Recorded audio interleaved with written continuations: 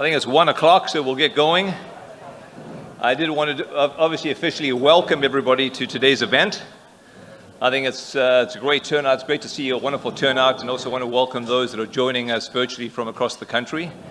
My name is Andrew Saunders. I'm the President and CEO of the Globe and Mail, and just before we get started, I'd like to acknowledge that the Globe and Mail's headquarters is situated in the traditional territories of the Mississaugas of the Credit, the Nishnawbe, the Chippewa, and the Haudenosaunee, as well as the Wendat peoples. So we're grateful, obviously, for the opportunity to live and work on these lands. I think today there's an exciting lineup that you're going to hear from, all focusing on building a stronger Canadian workforce, especially as Canada embarks, I think, in a new era of nation building. And there's obviously a lot to discuss on that front, especially when you start looking at the backdrop in many ways. You know, you've got an aging population. We've got record high youth unemployment. There's shifts in immigration policies that are going to clearly pose both risks and opportunities. And we've got the rise of lovely new technologies like artificial intelligence that are really reshaping our jobs, as well as giving rise to new products and services and businesses. And you put that as a kind of a backdrop, you look at how we'll continue to obviously navigate through and confront shortages with affordable housing and municipal infrastructure that's under pressure. And then you add on the additional pressures around social services like healthcare.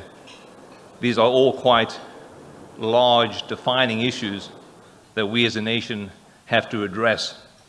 And we're pleased to be able to, at the Globe, continue to shine a spotlight on that, as well as bring and create a convening power of senior leaders like yourselves to engage in these type of discussions. And we'll continue to bring these issues front and center for Canadians to debate and to discuss, because we do have to come up with some solutions. I think the program ahead of you this afternoon is very robust, and I think it's going to culminate with the Honorable Jean Charest, former Premier of Quebec, who will be joining you as well. And I take it after that there's a networking event. But before I jump off the stage, I want to be able to thank our presenting sponsor, Century Initiative, for their ongoing support, and not necessarily just for this year, but for multiple years that they've supported us in allowing us to put on these type of events. So I'd like to welcome and ask Lisa Lund to come up and join me up on stage. Thank you very much.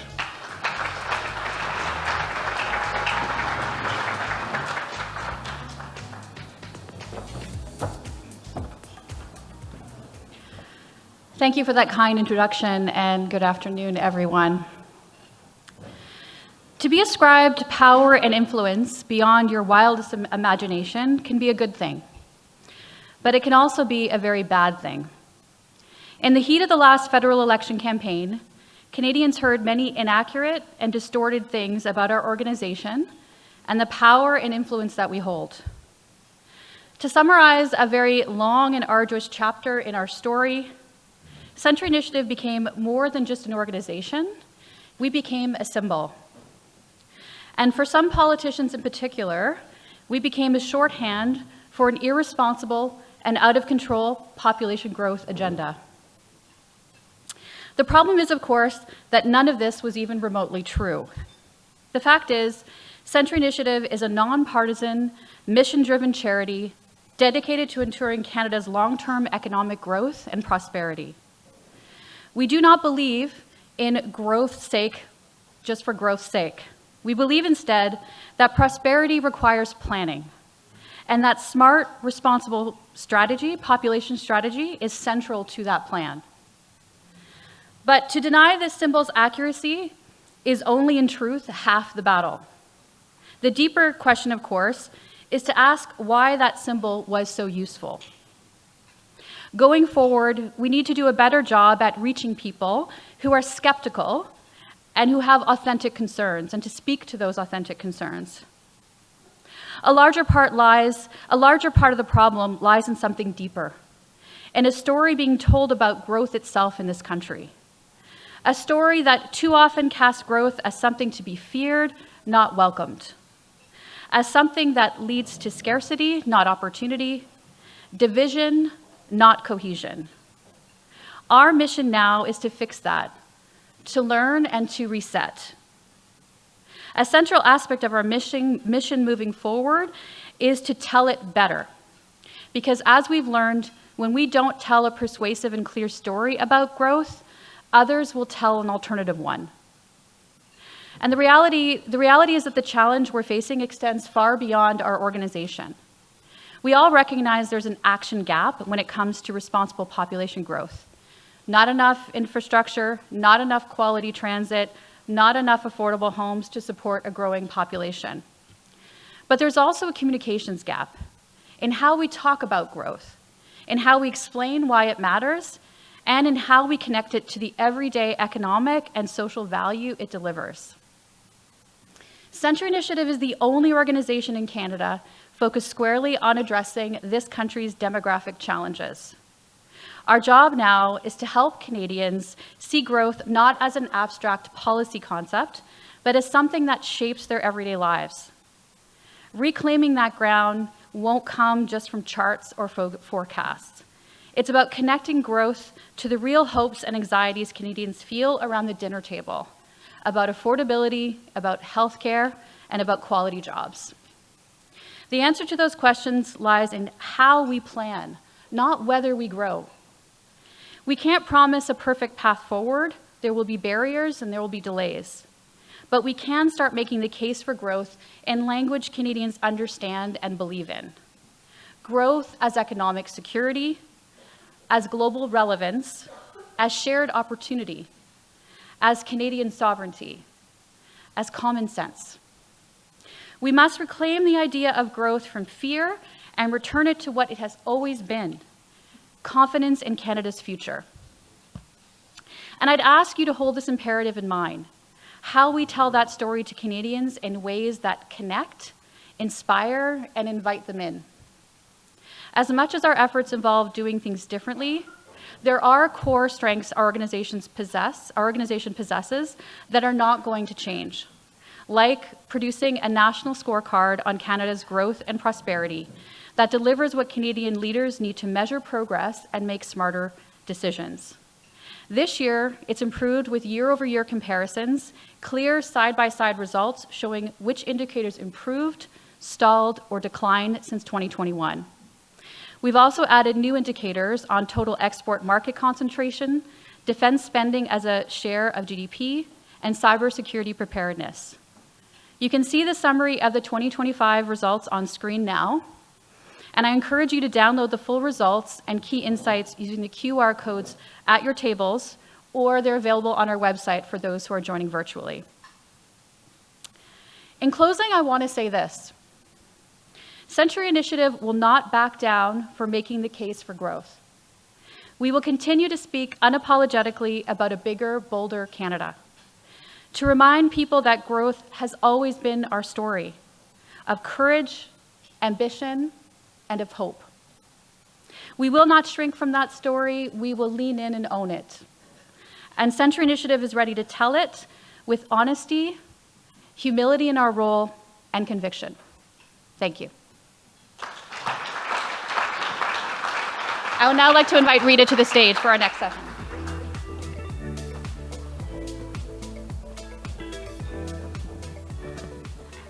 Thank you so much, Lisa, for that forthright message and the optimism that you inspire in Canada's future. Hello, everyone. I'm Rita Tritcher. I'm a senior business writer and columnist here at the Globe and Mail, and I am very pleased to be here today to moderate our first two discussions, to set the stage for the afternoon, and to provide some important context on Canada's workforce, innovation, and growth. We have Jim Balsillie on deck first.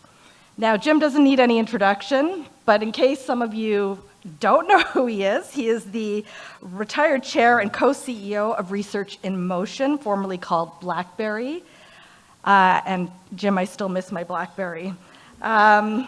He scaled that technology company from an idea to $20 billion in sales globally. Jim is also the co-founder of the Council of Canadian Innovators. Jim is going to give us a presentation, and then he and I will sit down for a few questions, and time permitting, we'll take some from the audience. So please, everyone, welcome Jim to the stage.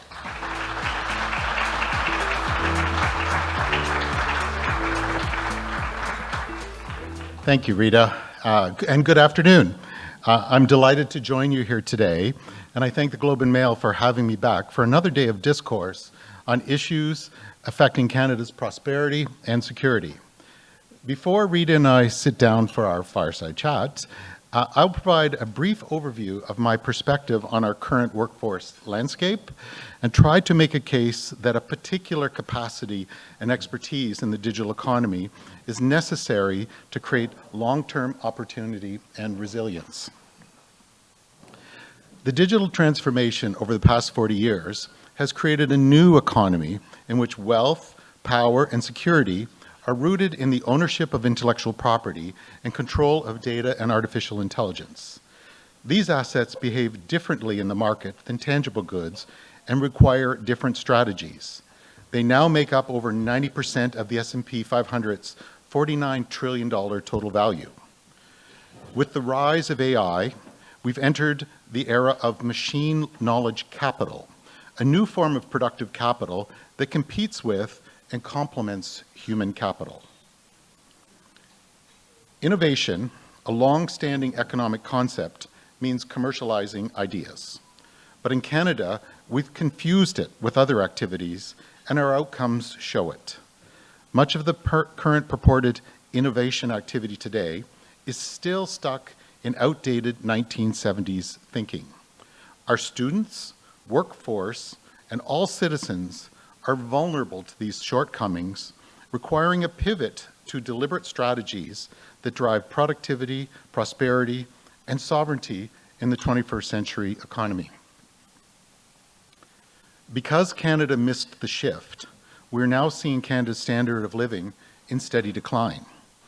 Our GDP per capita shrank by 0.4 annually over the last 5 years, worst among the top 50 developed countries in the world. The OECD projects Canada will be the slowest growing advanced economy through 2060. The growing gap in GDP per capita between Canada and the US further shows these are not global conditions, but a consequence of a lack of strategic reorientation as the world changed. As paychecks have gone down, costs keep going up. The Globe and Mail recently reported roughly half of young renters and a third of tenants of all ages are now spending most of their after-tax income on rent. Experts warn this leaves younger generations unable to build savings or prepare for retirement as costs continue to skyrocket. In 1961, economist Nicholas Calder identified a set of stylized facts about modern economic growth, including the observation that the shares of national income received by labor and capital were broadly constant over long periods of time. This stability meant productivity gains translated into wage growth, reinforcing social contracts and broadly shared prosperity. As you can see on this slide, that foundation has since eroded over the past 35 years, with personal income growing up and to the right, but labor's share of GDP going down to the right because of 5 overlapping structural shifts. The 5 structural forces reshaping labor are globalization of trade deals that arbitrage labor to lower cost countries. 2, the knowledge economy that separated tangible production supply chains from intangible value chains. 3, the emergence of e-commerce that eroded job security and created a new precariat class. 4, the data-driven economy that commodified human attention and pioneered the gig economy. And 5th, what we're experiencing now is machine knowledge capital, which is a new factor of production. These shifts have disrupted career pathways in every sector. Stability and security have been replaced with short-term contracts, gig works, and no jobs for new graduates. Entire occupations have been reshaped or eliminated with new roles, while new roles demand skills and experience that many workers have not been given the opportunity to acquire. For young Canadians, this creates uncertainty about how to prepare for the future. For mid-career workers, this means skills may not carry the same value they once did. The United States uses immigration and visa policies to strengthen its economic and workforce advantage. I can make a case that the recent H-1B changes actually hurt Canada because the TN and O1 visas are more attractive for many reasons, as I show here, and since the majority of H-1Bs are used for Southeast Asian professionals, then Canada might be a more attractive place for seeking talent to move to the US to fill the void of the recent H-1B gap. Another structural shift is the rise of remote work. During the pandemic, millions of jobs moved outside the office, and as you can see in this slide, the number of people working from home now exceeds the pandemic peak and growing. While this brings flexibility, in some cases access to a broader labor markets, it also introduces challenges. Firms now compete for talent across borders in ways they never did before, as workers can live in one country and work in another. Any assertion that US manufacturing capacity faded over the decades is not supported by the facts.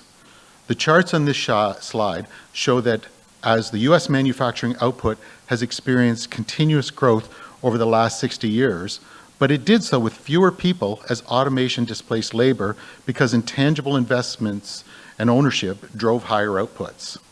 While the US gained efficiency, control, and value add, Canada took a different path by doubling down on disaggregated production labor without a strategy to own the IP and AI/data to capture the high-value segments. This smile curve graph slide illustrates the returns in global production.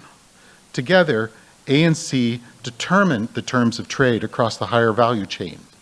Part B, the midstream work of production and assembly will always be necessary, whether reshored or offshored, but control of B also provides a strategic advantage and learning environment that feeds back to parts A and C for a fulsome approach to corporate control and value. But if policymakers only focus on disaggregated B without securing control of A and C, then they are locked into a race to the bottom with poor terms of trade, where cost is the only basis of competition. The federal government's $57 billion EV battery investments illustrate this failed strategic thinking.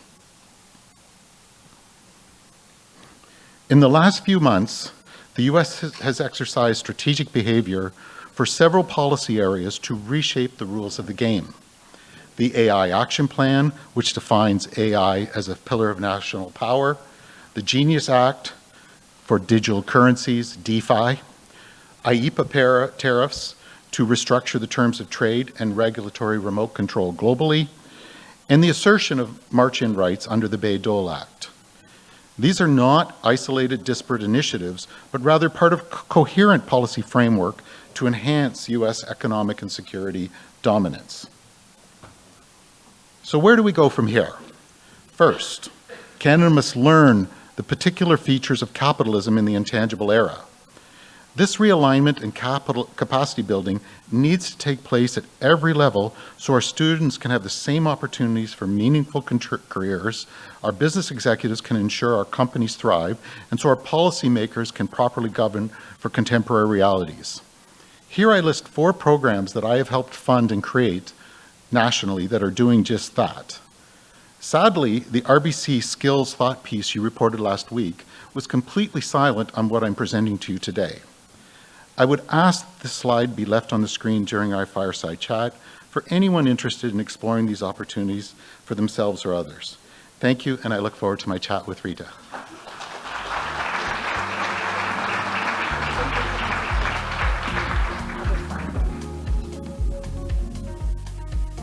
Thank you, Jim, for that thought-provoking presentation. I really appreciate the insights that you bring.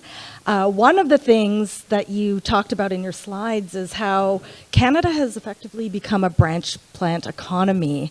And, you know, that's part of the reason for our sluggish performance. I know that this is probably a bigger question than we really have time for right now, but just briefly, how did we get here? Well, very simple, and that goes to my SMILE curve. What happened is the production value chain shifted. So if you looked at the bar chart that I showed at the beginning, Canada had policies for the gray bar, which shrunk, but we had no policies for the red bar that became 90% of it. And that's reflected in the SMILE curve, where it used to be the value-added, production had a lot of value-added. Now you're competing on costs with Guadalajara, which is 20% of the US cost. That's are comparable because everyone has access to the same technology, and especially the US, but all countries assiduously govern the spillover effects. So when you had a branch plant here in the production economy, you got lots of spillovers. You got management, you got technology, you got supply chains, you got tax base, you got many aspects of the ecosystem dynamism. But, and I know this firsthand, now countries and companies incredibly predatorily govern the spillover so that the management is centralized back home. There's no tax base here. The technology, the IP and data is exfiltrated. You don't participate in the wealth effects. Google and Facebook have no supply chains here. The headquarters for Microsoft Canada is in Ireland. And so they have very aggressive non-competes and confidentiality for the employees to make sure that none of the spillovers come domestically. So in the intangible economy, not always, but branch plants are fundamentally negative spillovers. But in the production economy, they used to be positive spillovers, but they suck out the intangible part, which is the most valuable part of it. So our policy thinking never updated with this change.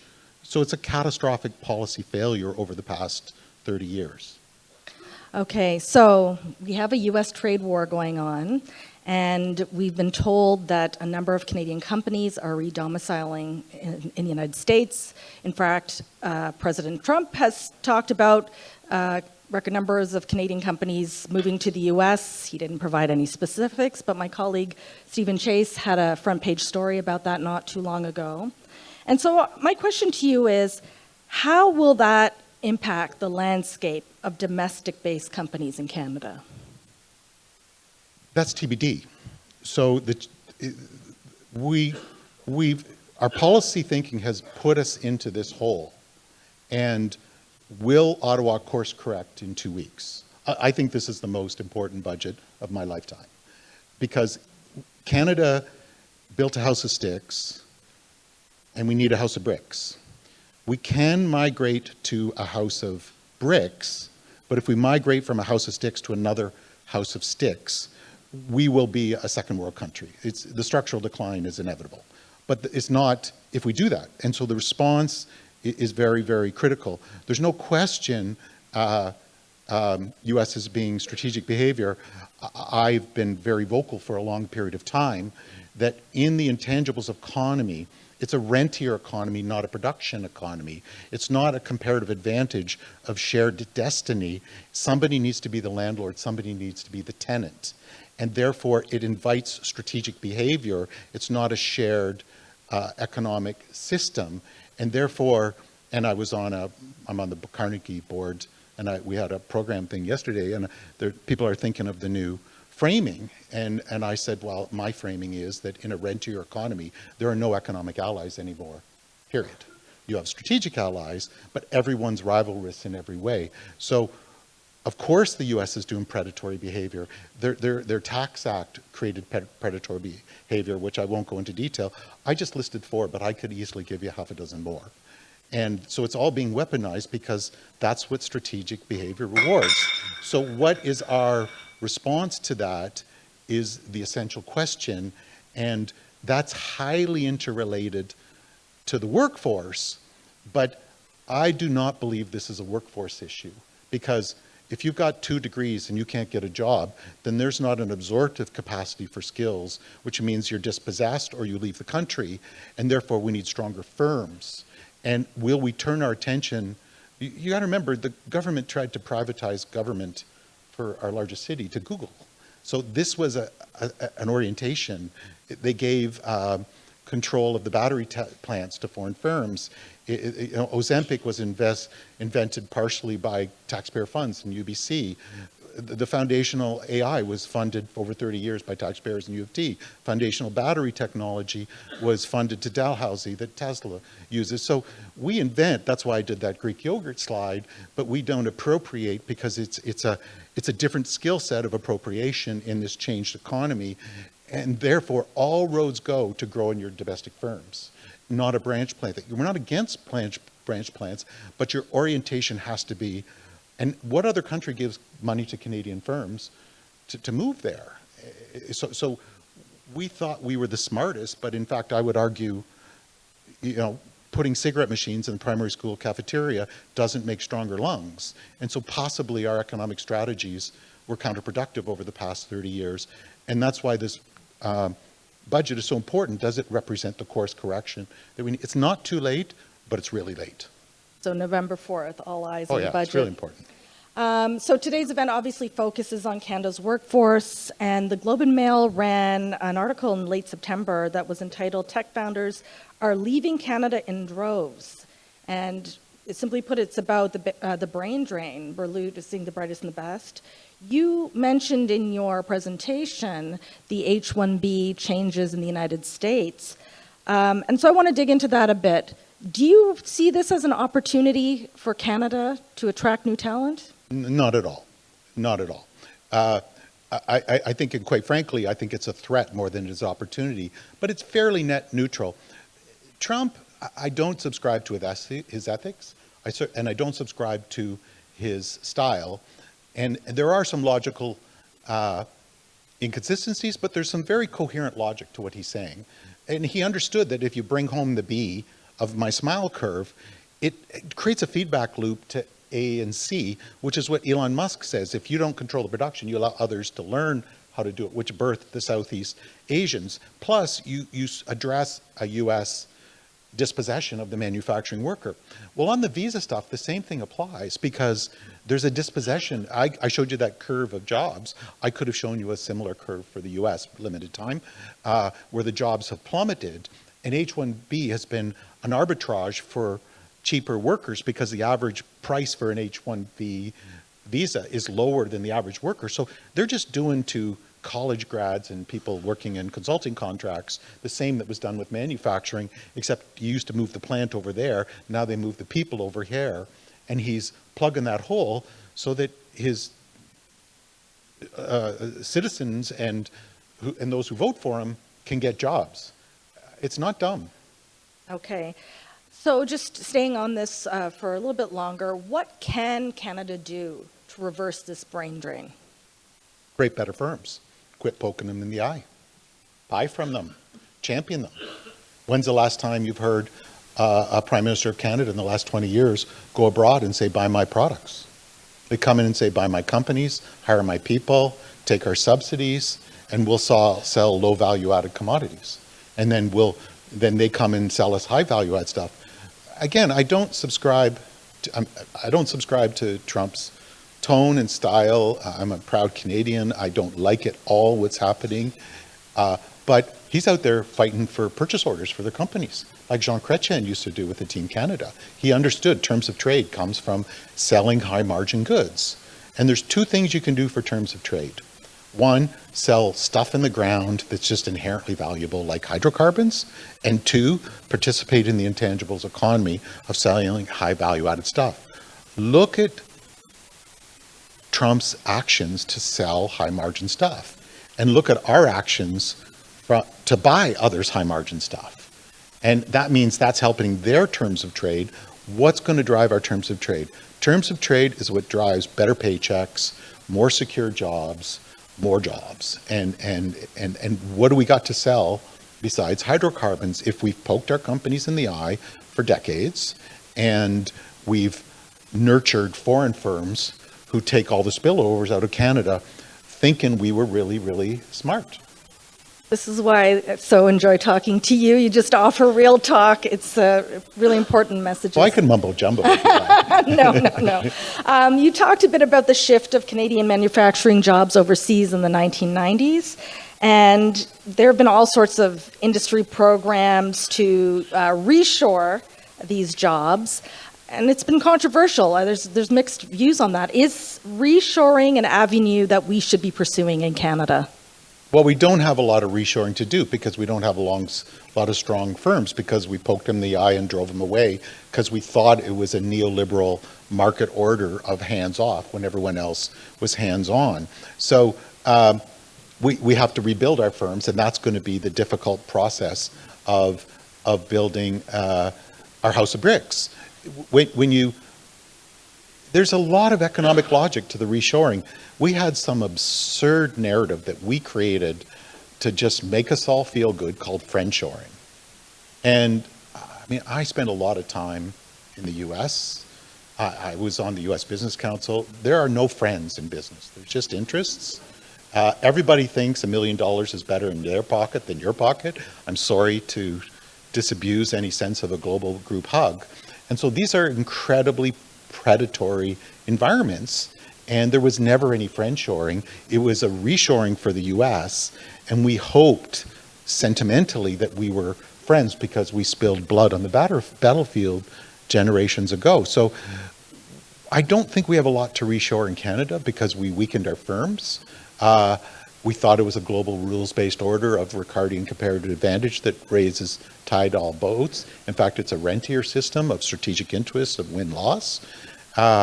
Therefore, all roads go to capacity building and focusing on our companies with good terms of trade, whether it's resource-based and it's in value-added intangibles, and hopefully both, where you take our resources and we value-add them more. It's not always a resource base in intangibles, but there's a boatload of those out there if we start to. So we've got to go beyond hewers of wood, draws of water, and rippers and chippers of raw material. And I think we have all the capacity. Our economic strategies have been developing economy strategies, despite the fact that we're a first world G7 country. We took our economic development strategies are much closer to Russia's and to Democratic Republic of Congo's than they are to the Scandinavians, Western Europeans, or Americans. And so it's an orientation and capacity issue we've sub-optimized into over the past 30 years. Okay, let's talk a bit about artificial intelligence. We heard earlier that youth unemployment is at a record high. There are very reasons for that, but some say AI is taking away entry-level jobs. What are your thoughts there? I'm worried. I think you're very close on this topic here today but I think we actually have to, the old expression, when you have a big problem, sometimes you got to make it bigger. I think you have to have a conversation that's called future of work that embeds all this stuff, but it looks at the whole thing, because the original sin of the intangibles economy is it breaks the relationship between labor and capital, because the encloser of the idea gets increasing returns to scale and the worker is disenfranchised. And that's accelerating. So, and then it leads to strategic behavior both between states and within states. So it means the rich are getting richer and the poor are getting poorer. We need to get more of those rich in Canada. But it's an original sin that breaks it apart and creates hyper fortunate and then dispossessed. We have to think about this. And it's not just an UBI, because first of all, you got to earn the UBI, and second of all, it strips meaning from people's life. But you can't have structural dispossession it's not a normal distribution. It's an asymmetric, bifurcated distribution now, getting worse. So, I think this is a profound public policy issue. I think the budget has to dial in, and it's not about more skills, unless you have the skills to actually get your fair share in this game. But there's an original sin to this game that the rich always get richer by design, because it's a rentier structure, not a shared production. It breaks the Calder ratio. That needs a lot of really bright young scholars chewing on this one for a bunch of years, because I don't think the system's going to hold. I think the system's going to break at some point, because it's very French Revolution-y in its nature. It is, and so Canada has so much potential, but no country has made less of its potential in the world than Canada in the last 30 years. It's like Argentina post-World War II. Nobody wasted more over 30, 40 years. Nobody's wasted more than Canada in its potential over the last 30 years. And it's time for a course correction, because people deserve a better set of outcomes. That's a very tough file, because they all talk about skills and, gird your loins, but in fact, are there the firms with the absorption capacity there? And we poked our firms in the eye, and we put all our money on branch plants, and they're low value add, and as I said, on those spillovers, and they're subject to strategic behavior, which we're experiencing now, and we're up the creek without a paddle. And so this is our moment to wake up. All right, you talked about these bright young minds in Canada graduating with 1-2 degrees, unable to get a job. That's something that I think many people in this room can, it's very personal, particularly if you have a child in university like I do, something we think about. Tech used to be a reliable career option. What advice would you give to young people who are trying to decide what post-secondary education or career to pursue given the upheaval of AI? I think it's almost like dual majors. I think you've got to follow something. The social sciences is going to matter more. These are all social sciences. They're applied social sciences. I think pure social sciences obviously have a role. This is all social sciences. It's social frameworks for how we manage our system through a policy structure to appropriate returns on assets that are socially constructed, period. So no capitalism. Learn capitalism. Second of all, learn just general social sciences skills, critical thinking, leadership, and all. And then third, anchor it with some kind of harder trade, whatever that may be. It could be pure science, could be engineering, could be music. It doesn't matter, but that kind of, social science, in sort of capitalism science, and then broader social science of critical thinking, and they play together, and then something kind of hard. And then I think you have a toolkit where you can work into the system. But imagine somebody who's been the brightest one in high school. You get the 90-odd% average. You do computer science. People 5 years ago had 10 job offers, and 80% of them aren't getting job offers now. Like, what gives? And so that's what's at play here. And I see the swings here being trickier and trickier. And so I think future of work and your question is a very appropriate one. And I think this is the one that we should, if you had a conference on how to prepare your kids for the future in their education, you'd sell out in a day, because everybody, I chair a panel for Manitoba, report comes out next week. This is one of the core things. Everybody's worried about the future for their kids and what's the job and what's the skills. And the answer, hint, or, sort of spoiler alert, lies in the process of distillation and management and feedback loops of this change. Nobody can see any right answer today. Yeah, that's great advice, very practical. I'm going to do a slight pivot now, because you've talked about the importance of owning our own intellectual property and having strategic control. How is that related to Canada's ability to shift the balance toward more value added and less towards the resource exports? Oh, if you knew how predatory the game was, the head of an international IP association that's been around since the 1800s, he was over for dinner a couple months ago, and because he was working on stuff and he travels all the time, he's a good guy. And I said, well, in all this structure, he talks about the IP attaché office in the White House, the IP caucus in their legislators, and he said, I've never encountered a Canadian attaché or political office on this. It's the only country. And he says, what gives? And I go, don't get me going. And so this is something that you have to learn how to enclose. We have governments exhorting us to adopt AI, not understanding that there are over 2 million patents issued on AI implementation. And the moment you implement that, you'll get a demand letter. And I said to him, gosh, I mean, these people, I can't get them to understand that there are hundreds of demand letters issued every day. And he says, no, Jim, you're wrong. There's thousands issued every day. All this stuff you see, there's a substructure of ordering economic rents that's happening all day, and we don't teach it here, and we don't manage for it. And Ottawa does $7.5 billion a year of research funding, 4.2 to the granting councils, 3.3 to the intramural research of the various departments. Nothing coherent, even remotely managing that enclosure structures, because they think if you invent, you own. That's why I did the Greek yogurt thing. And the same applies to data and compute. And therefore, we take ourselves out of that red bar of the 90%, and we wonder why we don't have enough money and we don't have enough good jobs. So it's at the epicenter, and anyone who's done it knows that, but nobody ever telegraphs it because it's happening at this layer. And once you learn it, you never can avoid it.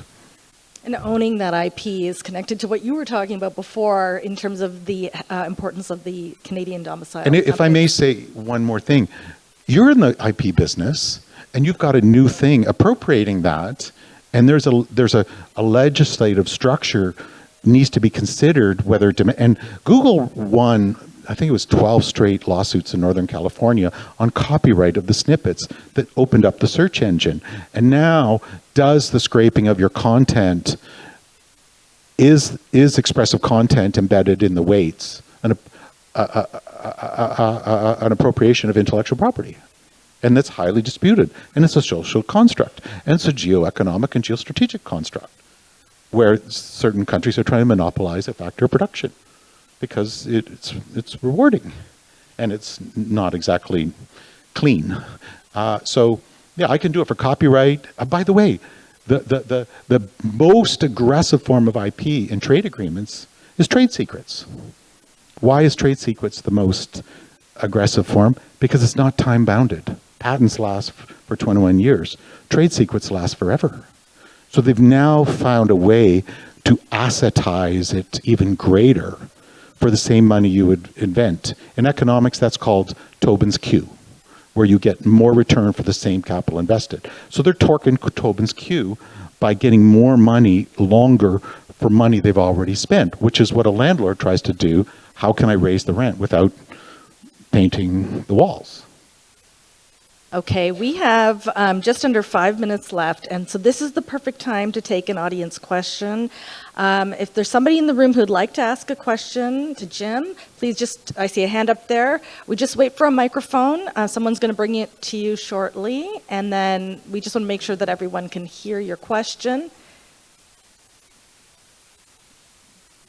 All right.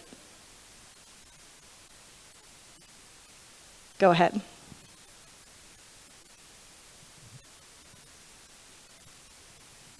Stop the clock. Oh. Hello. Oh. All right, we're just experiencing a technical difficulty, but I'm sure that...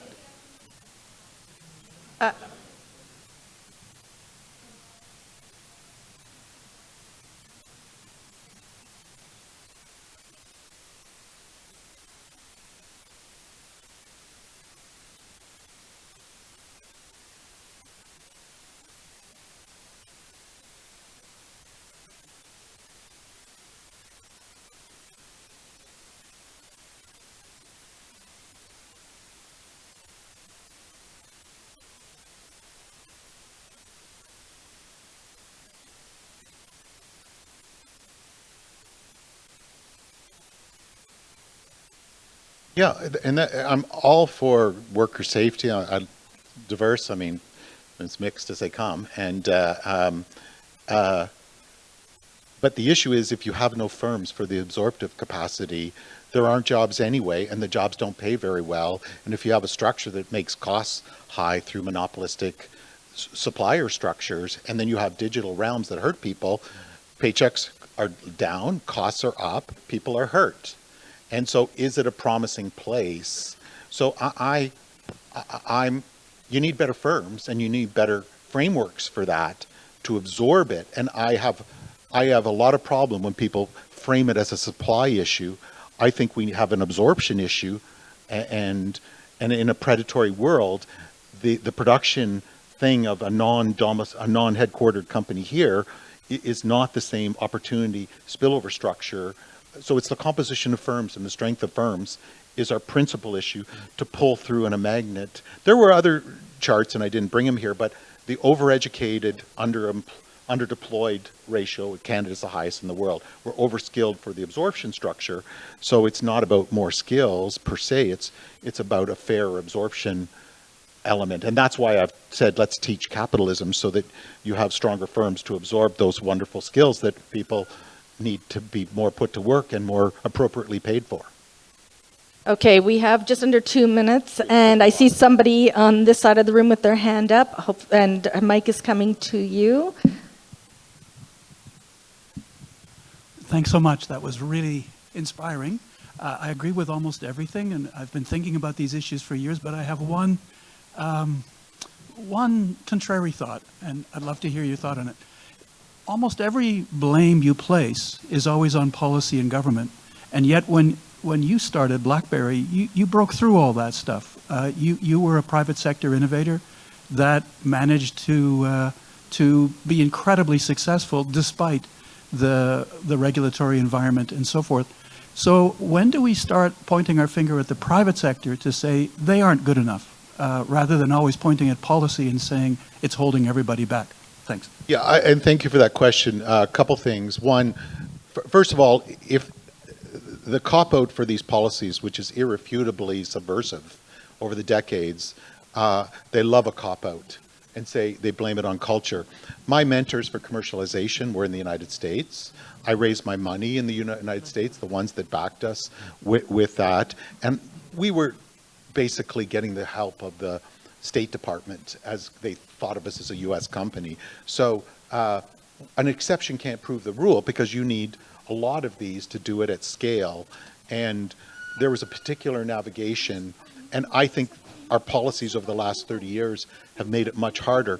If we had the same policy of opening up our competitors' branch plants and giving them the university's best stuff and they were across the street, I think the circumstances of RIM wouldn't have happened because we wouldn't have been able to secure the people. And back then, they were going out doing Team Canada and helping us get orders. So, you know, it was world of difference than now. But I think I was pretty clever at tapping into the U.S. system.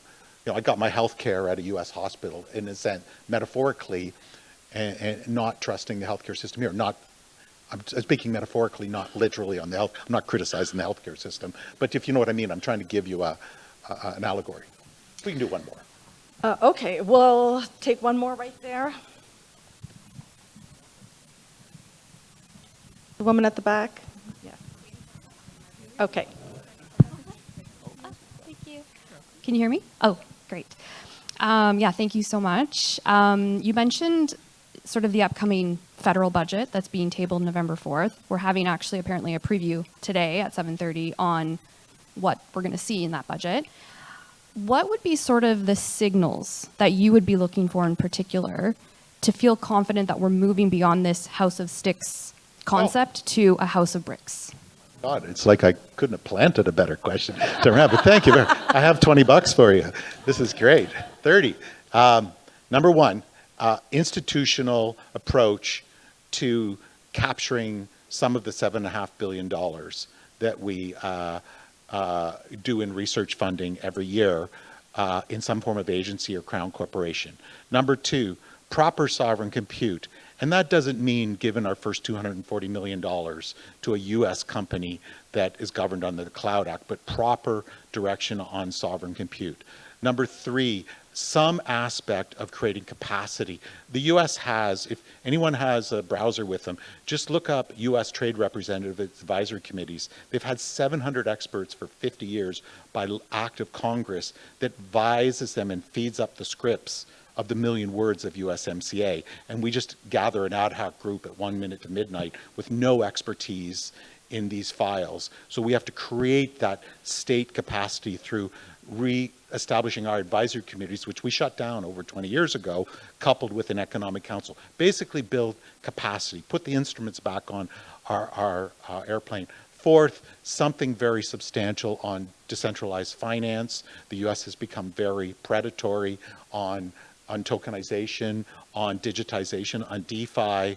There's no more defense, it has to be good offense. So if I see, and then fifth, all much more substantial on a reorientation towards Canadian companies.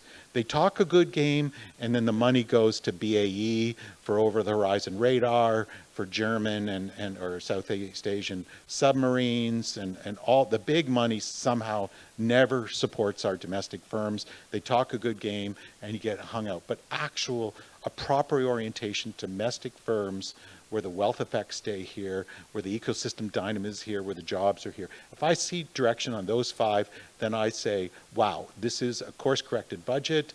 We are on a path to building a house of bricks.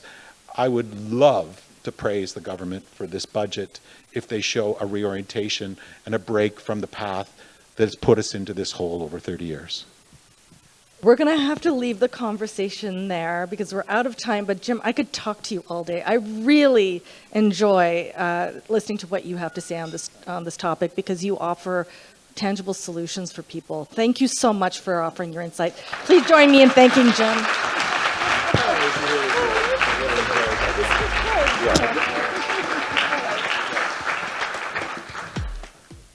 Okay, so Jim talked about some of the macro issues at play for Canada's workforce.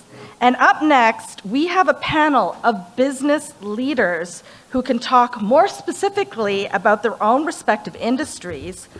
So let's introduce them. Okay. First, we have George Vasello, President and CEO of Bothwell Accurate, a construction company. Welcome, George. Next, we have Justine Hendricks, President and CEO of Farm Credit Canada. Her organization is a crown corporation providing financing and business solutions to the agriculture and food industries. Welcome, Justine.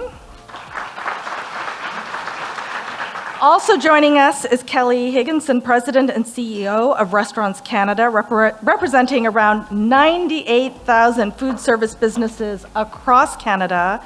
So welcome, Kelly. And last, but certainly not least, we have Penny Wise, Global Vice President of Public Policy and Communications with 3M. Welcome, Penny.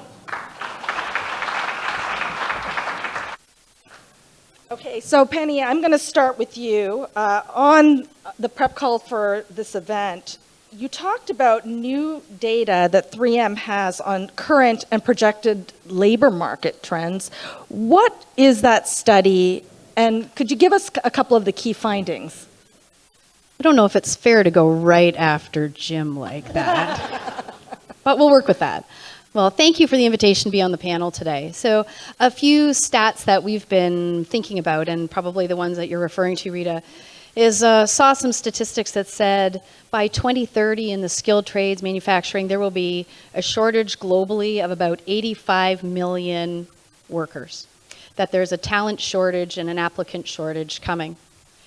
And 85 million feels like a very astronomical number. It's kind of more than twice the population of Canada, population of Germany, and that is a significant impact. And we think about that and are concerned about that because that's trillions of dollars of economic development, opportunities, and innovation that potentially disappear. And as we're talking about the new economy, the new economic horizons, what's shifting in the world today, it's really important that we pay attention to that from a Canadian perspective in order to get more than our fair share of those opportunities. Closer to home, because 85 million is just really big and global, and Jim talked about how much stuff is getting outsourced to other places. But here in Canada, we recently partnered with the Canadian Manufacturers and Export Association, and they really listen to the voice of manufacturers, bring that forward to policymakers and to other organizations. And in the study, so probably 10%, more than 10% of the Ontario workforce is in manufacturing. And 45% of the manufacturing in Canada happens in Ontario, so it's an important component. But 1 in 4 of those workers is over the age of 55 and is eligible to retire. And so each year you have a bigger and bigger wave of those leaving the manufacturing sectors. And we need to replace those workers. And while the kinds of jobs they're doing or the skills or what they need to bring is different, we still need those workers. Or another Canadian statistic, women make up probably half the population of Canada, but only 23% of the STEM workers in Canada are women, and only 5% of skilled trades workers are women. So it's an urgent and important activity for us to take on. As a manufacturer, 3M has manufacturing in Ontario and Quebec. And we're an innovation company. It's really critical that we focus on these sorts of issues and address these statistics. Okay, so I want to stay with you for a moment, Penny. How do you expect these projections to impact 3M's workforce and the availability of talent? So one of the things that when I think about 3M, we have more than 100 plants worldwide. We think about what do we need in the areas, where are we working, but we think about centers of expertise and the skills that are required in order to build and meet those needs. For example, in Brockville, we have a center of expertise on respiratory protection. And so it's really important for us to make sure that we are finding the skills and the STEM and the engineers and the leaders and maintenance and all of these pieces to keep the factories running, but also to make sure that we are advancing and pushing that innovation forward. And so we use a lot of different ways to make sure that we're creating that workforce, whether it's through inspiring kids to look at STEM, to look at skilled trades, whether it's investing in skilled trades like Skills Ontario, Skills USA, World Skills, to make sure that we are exposing students and children and youth to what future careers could look like, whether it's about first robotics, or just making sure that we can inspire the youth as they're moving up through school to make sure that we're catching them at inflection points, whether that's in elementary school, whether that's in high school when people are deciding math and science and skilled trades aren't cool, whether it's in university or college where people are making decisions about their careers and what they're going to pursue. So these are all really important tasks for us as a manufacturer. And I think there was a question about how does the private sector take hold? This is where the private sector, where business needs to step up. We have agency to drive this forward. We can step up. We can move quickly. We can make things transform. We can move when we put our collective efforts together. That's just like a few snippets of what we've been doing to make sure we're getting the right workforce, whether it's apprenticeships, co-ops, diverse, skills workshops, just a lot of different techniques to bring that forward. Okay, I'm going to go to George next. You run a construction company. Obviously, your industry is a major employer in Canada, but your sector is also facing a wave of retirements. And so what are you seeing in terms of a current or expected labor shortage? There are a few things that we're trying to do now. Number one is the mentoring process that used to be very, very important in business has now gone by the by. Excuse me. And what we're trying to do now is, rather than let people retire and push them out, we want them to work for us on a part-time basis. So we have started a program that on their 60th birthday, we are starting to transform them from being a participant into a mentor or a teacher. And on that end, we're trying to retain the knowledge that we have been starting to miss in our future operations. The second thing that we've tried to do is educate the younger gentlemen. And I say gentlemen very openly, because what we are dramatically missing is women. And there's a lot of things at risk here within that are happening in construction on an ongoing basis. And when I look at 51% of the populace, and I don't have one lady working in my outside field jobs, it's disgusting. We have them try periodically. We'll hire 3 or 4, and then they quit after 2 or 3 weeks. And it's not a matter of it being such a difficult job, but it starts at the very beginning. And we talked a little bit about this earlier today. It starts with the young kids. Women are responsible for the upbringing of children.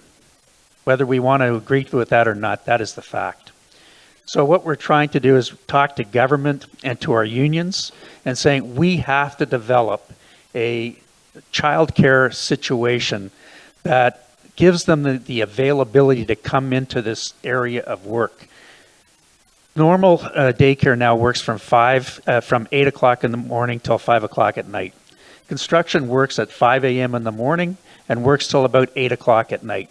There is not one outlet in the province of Ontario and in BC, the two places that I work, that offer those timetables. So what I'm trying to do now is, on behalf of my own company, the unions that I work with, and government, is trying to get somebody in that world that will elongate their hours of operation. If we can do that, then I think we're going to start to get more and more women involved in construction. That's vitally important. So when people say that we have a crunch in the employees in construction, as you've already mentioned, Penny, I don't believe that is the case. I believe we have the people here within Canada to do it. We're just not setting them up properly to be an accomplished worker in construction. And I go back to the gentleman that talked and asked Jim a question about, we rely so hard on government. It's about time that the business people in this world and the unions work together, not fighting each other, not being combative, but to come together and make a stronger team. The other thing that I wanted to touch base on, because it's on my mind after Jim talked about it, was we are in a very, very competitive world. And our school system today is not raising our kids to be in that competitive world. And to give you an example, there's not a pass of failure. There's ribbons for everybody that participates. 2 weeks ago, and it's just timely, 2 weeks ago I hired someone out of George Brown College, and he went into estimating, and he did an estimate, and he didn't get the job, which means Bothwell did not gain anything from it. There was no asset attained. And he came into my office and he says, well, I did a good job. I got the tender out. Yes, we didn't win, but what do I get? And I said, I'm not sure what you learn in school, but in business, if you don't succeed, if you don't win, you lose. There's nothing else. This is a competitive world, and we're doing an injustice with our kids today and letting them believe that as long as you tried your best, it's good enough. Well, it's not. It is a win-lose world that we're into today. And when I talk about the employment strategies, it's the same thing. You either work or you don't. Another thing that I talked about earlier is I have a vice president who is in production, who's 64 years old and who wants to retire. And I'm trying to talk him into staying on as a part-time individual to mentor. But I asked him a question. Your son is 28 years old, and he's living in your basement, not working, not caring about anything because mom makes his breakfast, makes his bed, makes his dinner. We are teaching the young the wrong things, values. When I was a kid, it was all about values. It was about respect. It was about loyalty. It was about honor. And all of that has gone by the by. So when I'm trying to teach my business people that they are an associate of mine, they are not an employee of mine, that if Bothwell succeeds, the whole team succeeds. It's not a group of individuals in this world of me, me, me, me, me. It's about team. It's about structure. And lately I've created 4 Ps. And I brought it up in it. The first one is profit. Second one is productivity. The next one is production. And the third one is people. And everybody said, you've got that ass backwards. It should start with people. And I said, no, passion is number one. If you're not passionate, you will never succeed. You need to be passionate about everything you do. And it doesn't matter if you're in construction, sports, accounting, legal, doesn't really matter. You have to be passionate. And if I go back to Jim, he was passionate about the IT world. What concerns me today is that we don't have passion anymore. There are so many things that we need to get involved with, but when I actually look at it, I'm telling you, we do not have a crunch of people willing to work. What we have to do is educate them and teach them how to work. That's the difference. Thank you. Thank you so much, George, and particularly for your comments about the importance of affordable daycare. And it's just been such a struggle, but we need more business leaders like you who will talk about this as sound economic policy. So I really thank you for doing that. Justine, I want to come to you next. Agriculture is in a very similar situation with a wave of retirements. What are you seeing in your sector? Yeah, so first of all, George, I think your employee that has that 28-year-old, send him over. I got a job for him, and we'll, or you too, yeah, we'll do a couple of placements for him, and we'll try to help out in any way that we can. So, what are we seeing in agriculture? So, first of all, as the head for Farm Credit Canada, and when I go out and I pitch to the ag and food industry, this is what I pitch in terms of the potential of the industry, which I think is important with passion to depict for this audience. When you look at ag and food in Canada, this industry has an opportunity to solve 4 major global problems: health, hunger, be a huge driver for economic growth, and climate. And not only can it solve all 4, it can solve all 4 simultaneously. And I'm not sure that there's another industry in this country that can do it. So the potential for Canada to kind of bat at its average or to increase it is definitely in front of us. The reality, though, is our productivity's dropped by half, probably over the last 20 years. So, and then amidst all of that, you see kind of the new technologies coming in. So when you ask me what's going on, there's a huge transformation in terms of skills requirement in ag and food.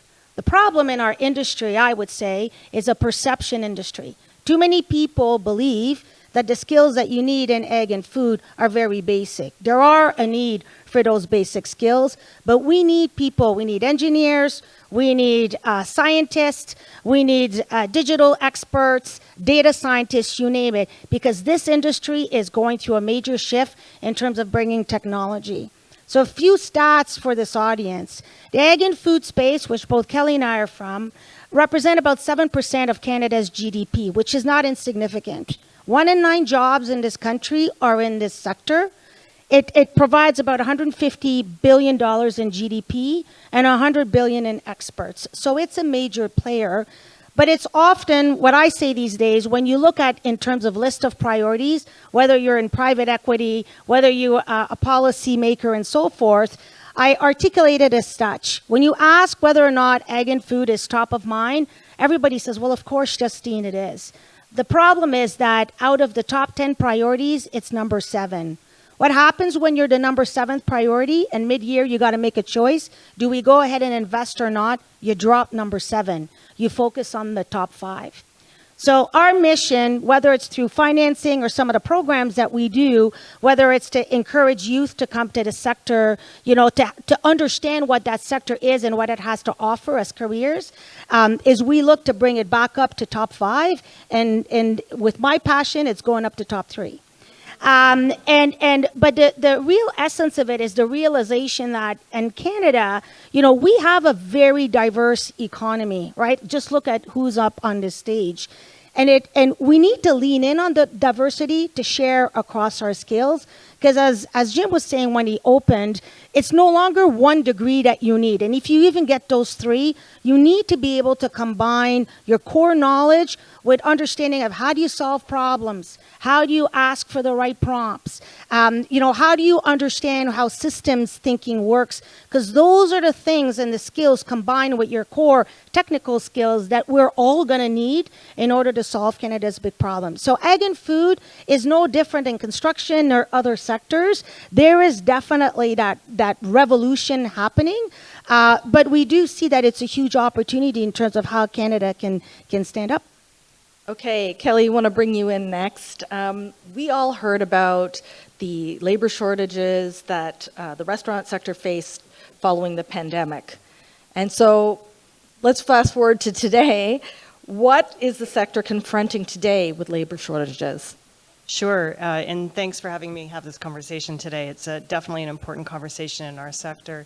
So currently, as of right now, we're looking at almost 70,000 job openings in our sector. But what I'm going to do is just give some perspective of that. We are a job powerhouse. We are the 4th largest private employer in this country, operating in, I can say, most, if not all, communities in every region and corner of the country. So a very important from a jobs perspective. We are also looking at 4% of the GDP, $120 billion industry, and purchase over 50% of the Canadian agriculture sales made in the country. So significant to Canada's economy. If we look at our current job shortages of almost 70,000, it's about 5% of our workforce. You spread that out. We are in a much better position than we were as we came out of the pandemic. Our concern is, as we've just talked about here, is as we look at in 2027, 2028, we are predicting that is going to jump up to almost 130, 150,000. Very concerning for agriculture, concerning for the economy, concerning for communities, because what that means is that we close our doors. That's what happens. So what we're looking at now is the reasons as to why, and we've heard a variety of reasons that are all similar. We have an aging population. We have rural, remote, and tourism sectors and areas and communities in the country where there isn't access to the workforce when we need it because of the peaks and valleys. So there's a variety of different reasons. And then we also have, with the aging population, we also have a very large country that is not hugely populated. So geographic challenges for sure that hit our sector. And on top of that, we've got immigration policy changes that are dramatically impacting our sector. So with all of those things, currently we're working to try and address some of these challenges that we're facing. Okay, so let's talk about some of the strategies that Restaurants Canada and your members are using to help resolve these shortages. So it's been a pretty exciting a decade, but I will say the last 5 years in particular has been probably, where we've seen a lot of change. Number one, we always want to talk about wage, and everything kind of goes back to wage, which is an important conversation. Things have become much more competitive, so we've seen we're the second highest wage growth of all other sectors, all other industries in the country. So we're seeing much better competitive wages, much higher than the consumer price index. So that definitely puts us on an equal playing field. But on top of that, we're seeing an increase in benefits being offered to part-time employees, which is a unique and very expensive offering when you've got a slim margin industry such as ours. And when I say slim margins, I'm talking 2 to 5% profit. So we're also incredibly labor intensive. So to execute $1 million in sales for a restaurant, you need about 12 employees. The next labor intensive sector being retail, it's 3. So all of these really going to eat away at the bottom line as we look at these challenges. So we've got wages, we've got benefits, we've got creativity around benefits, because we're looking at a sector that is a younger cohort. So instead of maybe the traditional, because they don't need as many eyeglasses as I do, it seems, we've got health spending accounts. So where can we give them the flexibility and the agency to use that benefits in the way that they want to? We've also got career planning. So going back to what Steen was talking about, we need everybody in our sector. We need HR specialists. I started scooping ice cream at 13 and worked my way up through the keg when I was in university and was tapped to be a manager, and here I am, and I've had a wonderful career in the food service sector. So how can we talk about career planning? We've also got a lot of our largest members, and this is something that's so exciting for me, that are doing RSP matching. So talking about the sector and making it a real career opportunity, and looking at it as a competitive sector for our workforce. Okay, so Penny, for the prep call for this event today, you talked about opportunities to bring in groups that are underrepresented in sectors such as tech and manufacturing. Could you explain that point? So I think we talked a little bit about, and George and I were just, we both talked about women underrepresented in manufacturing in skilled trades. And so we do, and George, you commented, we have an incredibly diverse population. We have a lot of people. We have opportunities to help underrepresented parts of our communities engage with STEM, with skilled trades. And I talked a little bit about we want to encourage youth. And we want we all have a role to play in encouraging youth to look at different kinds of careers, whether it's manufacturing, skilled trade, agriculture, food, construction, all of these different industries that we talked about. And right now, our job as parents, as community, as leaders, is to help remove biases, to help remove stereotypes so that people can see the value of different kinds of careers and maybe not what we might consider traditional lenses that have been operating through. It also includes encouraging youth to look at different kinds of careers and explore their curiosity. What I found is over the course of someone's life from the time they start school until they start working is there are inflection points, kind of in grade 5, 6. I don't like math anymore. Science isn't cool. I don't want to be part of it. How do we help people move? How do we help children move past that? How do we invest in that? In high school, oh, that doesn't sound like a very good career. Nobody thinks that's cool. Oh, but maybe it is, but that's really what's interesting to me. How do I get the skills to be able to do that? In college and university, there's another inflection point. Is this where I want to go? Is this what I want to do? So it's up to all of us to invest in places, whether it's 3M invests in a children's museum in London to help young children embrace science and understand it's part of every day. Or First Robotics or Skills Ontario, where we're updating skills and they can learn about the newest skills. They're learning about cybersecurity and how to manage that. Whether it's the Canadian Welding Association or supporting higher education and fellows. So I think that's the way we're thinking about it is how do we get underrepresented? It's bringing these opportunities, bringing to them and making sure we're continuously talking to youth and bringing them forward and seeing the opportunities across the board. Okay, Justine, you must have thoughts about this topic as well. What groups are underrepresented in agriculture and what is the sector doing to close those gaps? Yeah, so I mean, I'll mention too, and then maybe offer an additional perspective. So, women make up about 31%, right, of the labor workforce in ag and food, and it's the same thing. The ability to access, a diversity of roles, or even move up in those different organizations is a challenge. If you look at through a lens of reconciliation, there is about a $6.5 billion opportunity from Indigenous communities returning to agriculture that is simply untapped in this country. One of the things, though, I'd like to offer Rita as a perspective, I had the chance a few weeks back to visit the Netherlands, and they've got this area in the Netherlands called the Food Valley, which is the Silicon Valley of food. And for those that might not be aware, like Holland or the Dutch are world class in terms of combining and coming together and making Holland third in the world in terms of exporting food. And they're barely a fraction of the size of Canada. So we went trying to find out, like, how do they do it? And as we were visiting some of the different university campuses and asking lots of questions, I'm sure half of the people in the room are saying, yeah, Justine, but in Canada, we're so big. That's our problem, our geography. Well, I would say to that, enough of that as an excuse. They put a concerted effort in coordinating. And what I mean by that is you've got the logistics industry, the construction industry, the ag industry, all focused on making sure they can maximize that output. And as we went to Unilever, who actually has a huge R&D footprint right there in the Netherlands, they had this quote on top, and I thought, my God, like this is the quote that Canada needs to steal from the Dutch and basically apply in everything we do. And the quote is the following: if you think that success is doing it on your own, which often all of us, and I'll put myself in that, we think of strategies like saying, what can I do to kind of make it all happen? If you think that's success, you're just not thinking big enough. So I would argue we're not thinking big enough in Canada. And we need to come together in terms of Team Canada, which I know is cliche, but to actually really be looking at that 15 years out.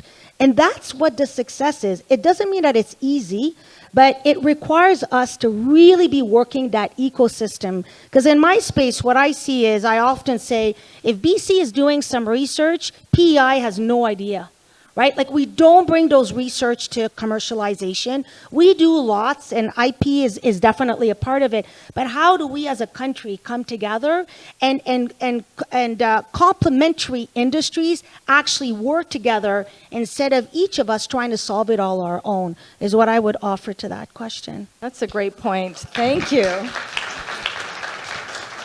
George, you are a big advocate for Canada to be the destination of choice for skilled talent from around the world. So let me ask you this. What can businesses and governments do to attract more of that talent here? What should we be doing? Well, one of my pet peeves is with government again, that government always had trade missions worldwide in order to deal with businesses throughout, but we have never done a population, I'll call it a worker's permit that is speeded up in order to get people in here. So I want to get the Canadian flag. I want to go to places like Vietnam and Singapore and things like this, even parts of Europe, where we're under the Canadian banner and we bring everything together and we selectively pick immigrants that we want to come into this country. One of the things that our government has done, in my experience anyway, is they either open the door completely or close the door completely. Both of them are wrong. You have to be selective. And one of the things that I've prided myself on my business is I select the best person for the job. And when you're bringing in immigrants, it's exactly the same thing. You bring in people that are going to be a benefit to this country, not a detriment. And if you're going to bring in people that have no experience, then you better have a place for them when they come here to educate them, to train them, to mentor them, and make them part of this civilization that we call Canada. We're not doing a good job at that right now. So when I traveled the world, you know, the other thing that really struck me is that the third world countries have far more ingenuity than we do. I'm amazed at what they do, and they do it because they need it to survive. Everything here in North America is given to us. And that is something that is both a positive and a negative. But from my point of view, if we're going to make this country grow, and I am not negative about Canada one bit, I think we have the opportunity to be a great, great country. But a lot of it is planning. And as I talked about the last time, when you're talking about immigration, it's not just the government that is responsible for immigration in this country. It is also the individual businesses. It's the individual members within Canada. You know, I have a real battle going on with the unions in Ontario. Because from my point of view, they are supposed to be the ones that are going worldwide to bring people into this country. And I'll give you a fact. 83% of the people that I hire are done through my own organization and not through the unions. It is supposed to be the exact opposite. They are supposed to be the providers, and they're not doing their job. My concern is now they want to touch base in every different aspect. If I touch base on one of my favorite unions, talking out of both sides of my mouth, LeUna, they are spending far more time and money now into building concrete items, buildings. That's not their repertoire.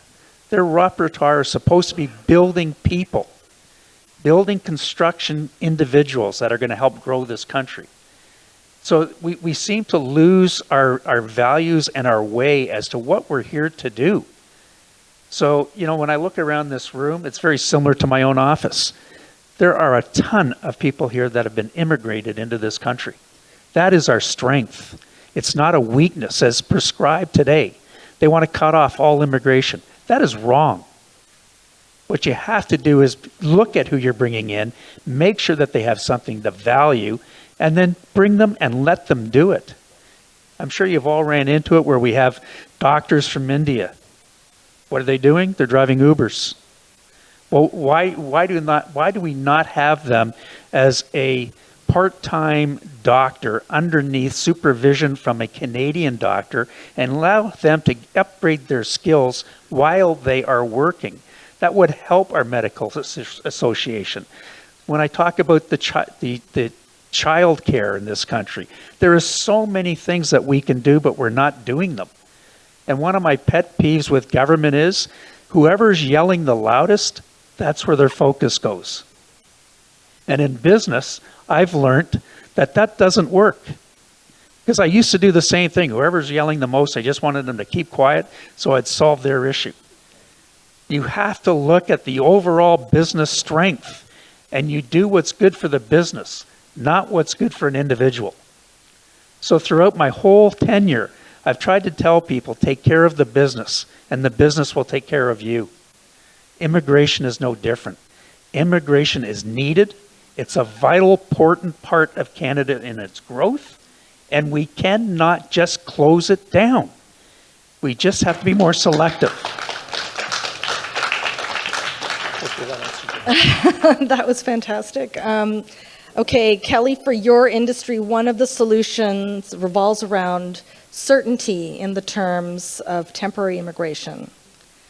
To what extent do restaurants in Canada rely on Canada's temporary foreign worker program? So currently, the temporary foreign worker program is 3% of our workforce, which might surprise people given the rhetoric in the news. But it is a critical part of our workforce, that 3%. It's what allows us to be able to employ the other 50, 25 employees within that building. As I mentioned, we are incredibly labor intensive. So one of the things that we're looking at very closely is smart, economic, and geographically smart. And that's a really key point of it. Let's focus on the geographical areas of the country because we are an aging and declining population without immigration. So that is a reality. Let's look at where we need people. Let's support those people because we have to be able to have wraparound services when we're bringing people into new communities. And then we can have, our sector is the perfect workforce to welcome people into this country. I worked for years, I managed and opened many restaurants.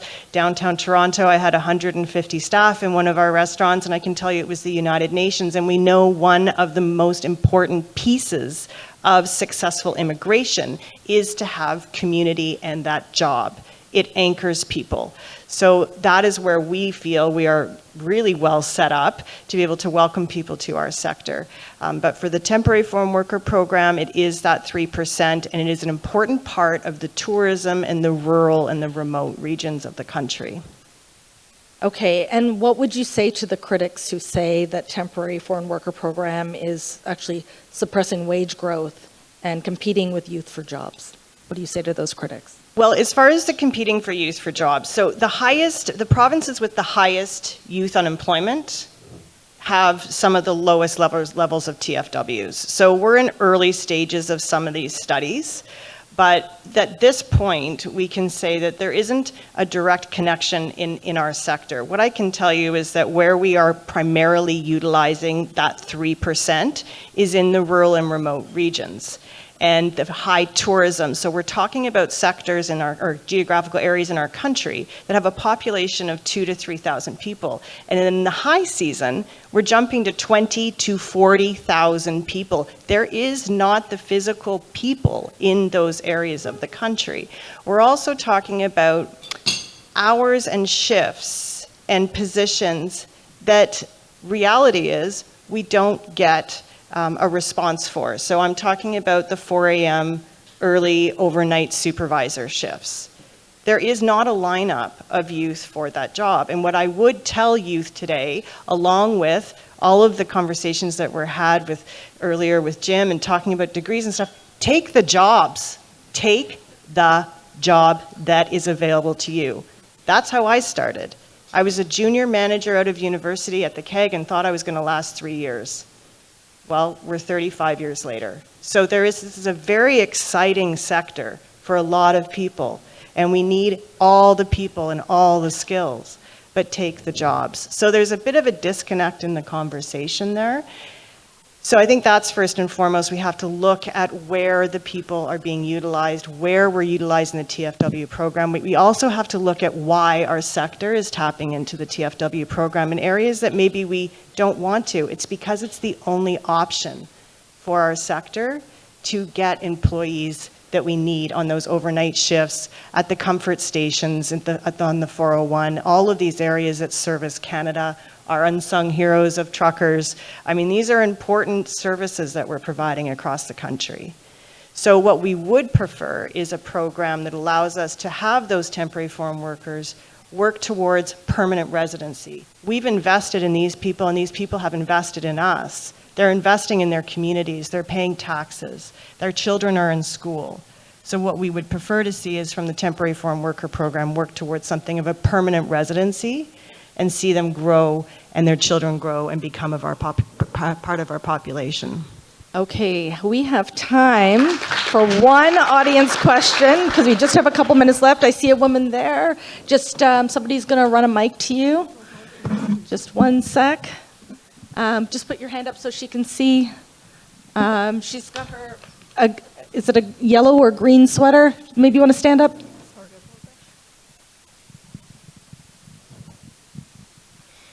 Thank you, and good afternoon to all the panelists. I guess I was wondering, they say that necessity is the mother of ingenuity. And I was wondering to what degree are labor shortages driving industry to invest and adopt automation to perhaps even enhance efficiency and productivity and profits? Thank you.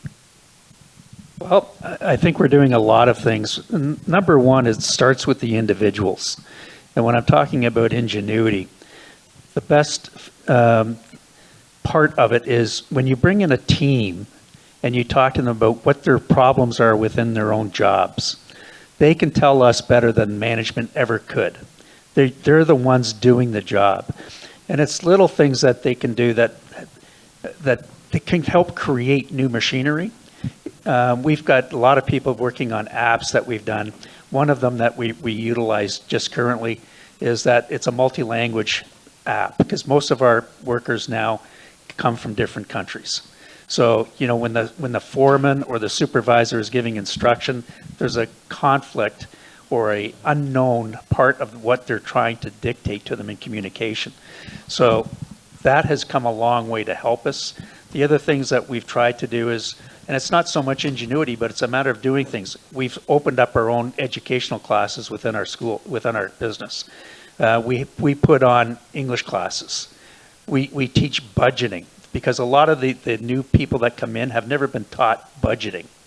So, you know, we try to do that. It's more of an educational thing, and we try to analyze our staff so that we know exactly where their weaknesses are and try to create new programs and plans for them. So maybe I'll add to that from like what FCC does in the market. As we kind of take a look at the ag and food space and what are the top two needs that our customers have in our sector, it's two. One, it's speed.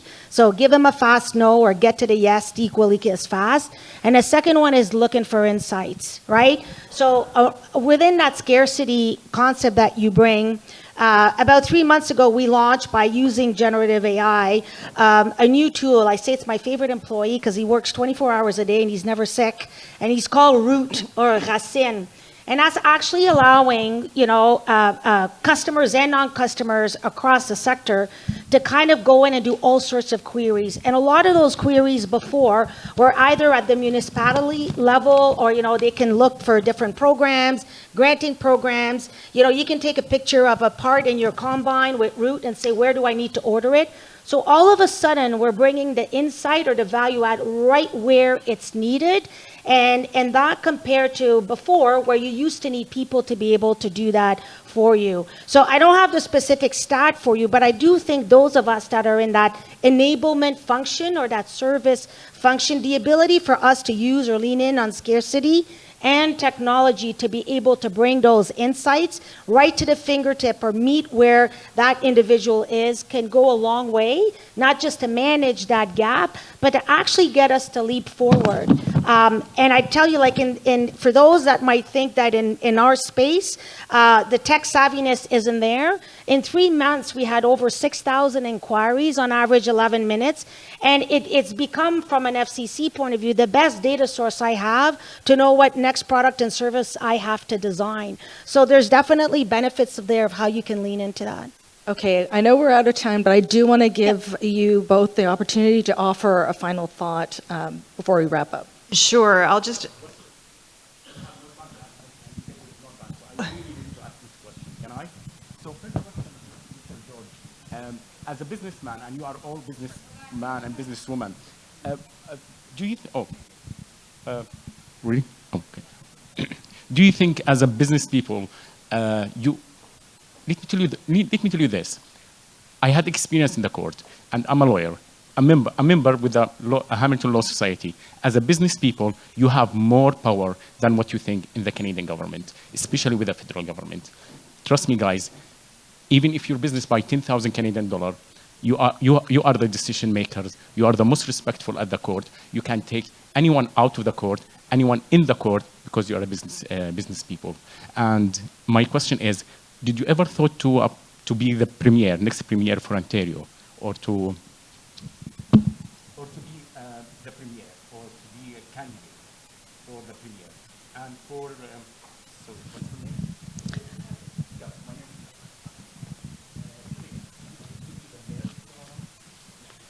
name. Okay, Kelly's being asked if she's ever considered elected office. Are we making a note about this? Yeah.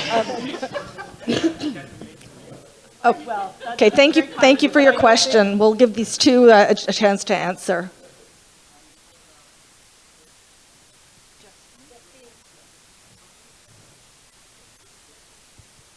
Oh, I'll tell you at the break. You'll need one for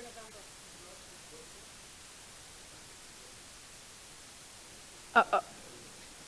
Thank you for your question. We are over time, so I just want to give our panelists an opportunity for the final word. No, thank you. Thank you. Can we let's let them answer? Go ahead. Maybe I'll just quickly finish with on the topic of innovation and technology, and that's been a really exciting area within our sector to see. And one of the things that we like to talk about is something called high tech for high touch. So the technology allows our workforce to be able to be more focused on the guest, more focused with their staff and their team and training and development, and less tied down with some of those tedious and arduous tasks. The other piece of it as well is in the kitchen area. How can we design spaces that are much more employee friendly and workplace friendly? And then what equipment can we design? So I'll use Chipotle's avocado peeler. I'm not sure if any of you have peeled 700 avocados in the day, but it's a very arduous, tedious task. So by allowing that avocado peeler to take that away for our employees, that makes it a much more enjoyable environment for them and something that they can continue to consider a career as opposed to something that is tiring and weighing them down. So the technology is an important part of this. And your final thought, Penny. Just I wanted to answer the AI question. In a manufacturing environment, AI, obviously, manufacturing process, this is helping our operators do their jobs. It's about, we have technology that helps us understand where are machines potentially going to break down, or where are we going to have issues, when do we need to fix them, so that we're doing maintenance and updates in a different way. Lines are staying up longer. Operators are being fed more data so that they can make better decisions, and making sure the product coming off the line is even more the higher quality or the highest quality that we want it to be. So it's playing an integral role, and it's also doing tasks that people don't or can't do or are very, very time consuming. So it does, to your point on ingenuity, it is part of the overall transformation of manufacturing. At the end of the day, though, we need people to build things, and we need people to have the skills to be able to build what we need in Canada. Thank you so much. Listen, we're going to have to leave the conversation there because we're over time now, but please join me, everyone, in thanking George, Justine, Kelly, and Penny for joining us today and for their insightful comments. Thanks, Rita. Thank you. Okay, and now I would like to thank, on behalf of the Globe and Mail, 3 Magazine for supporting today's event. Thank you so much. And with that, to make a few remarks, please welcome to the stage Murali Srinayan Nathas. He's the executive chairman and co-founder of 369 Global and founder and publisher of 3 Magazine. Welcome.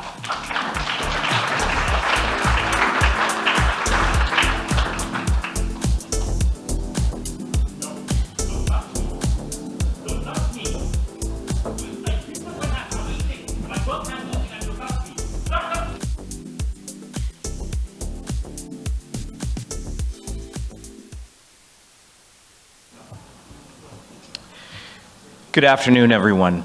I think it was really wonderful to hear Jim and our panelists speak this afternoon, so another round of applause for them, please.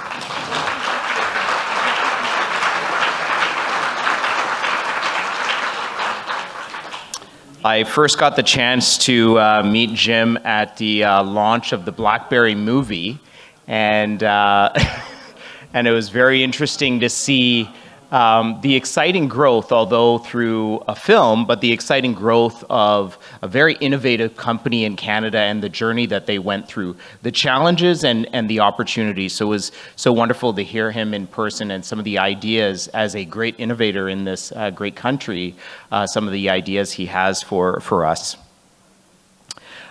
We have such wonderful things in the scorecard in terms of facts and figures about Canada, which I wanted to share. We are ranked 4th in the world for early stage entrepreneurship in Canada. We are the top 5 global leader in cybersecurity preparedness. Infrastructure investment has risen to 6% of GDP, and 67% of young Canadians hold post-secondary credentials. These are some of the things that you can see in the CI scorecard. I think these things are wonderful facts and something that we should really dig into as we think about policies, as we think about our businesses. I'm going to take it back a little to my time growing up in Winnipeg, Manitoba. I think I see a fellow Winnipegger here as well. When I was a kid, Winnipeg was the murder capital of Canada and the #1 place for Slurpees. Again, very important facts. But as a young person, I thought about these things and thought, how do I participate in this? And as I think about us, no matter what our age is, how do we participate in the growth of Canada as we hear these kinds of statistics? Some people in businesses have some influence, and nonprofits. We all do our part. But I also think, I think it was George who mentioned that one of his colleagues at 65, thinking about retirement, had a son in the basement at 30 years old. Kind of brings me back to thinking about these high-level statistics and policies and thinking about how, as individuals, we can participate in the journey that is this great nation of Canada.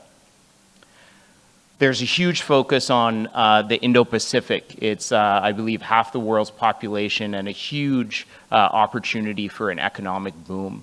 As we think about the amazing resources we have in Canada in terms of oil and gas, in terms of our natural resources, our fresh water, all of these things are fantastic, but they're valueless without the people to drive them, to know how to extract them in an environmentally friendly manner, how to leverage them.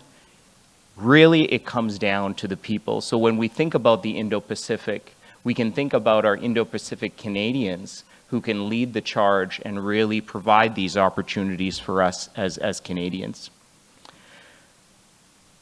I want to bring it back to my son Leonardo, who is turning 7 next month, and probably not watching this now. He should be in school, but maybe he'll see it later.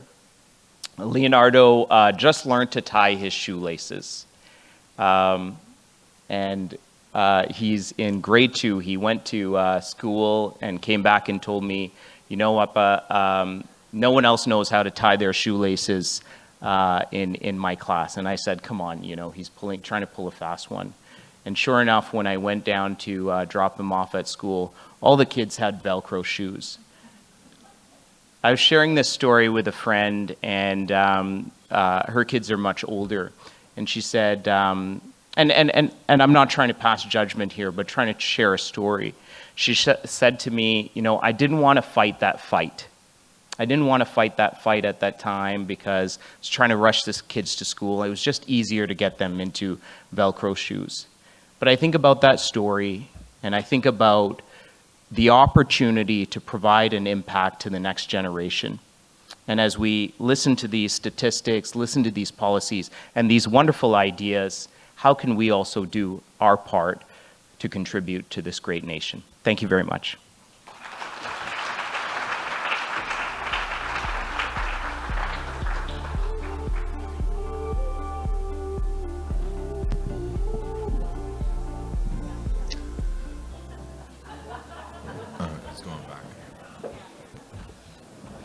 Pardon me, everyone. We'll just take a small break for 10 minutes.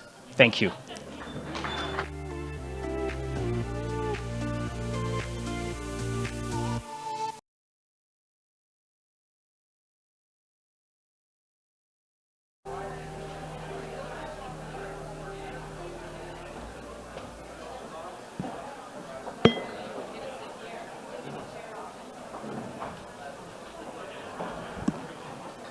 Hello, everyone. If I could get your attention, we have our panel about to begin. So I'll give everyone a couple moments to just get settled.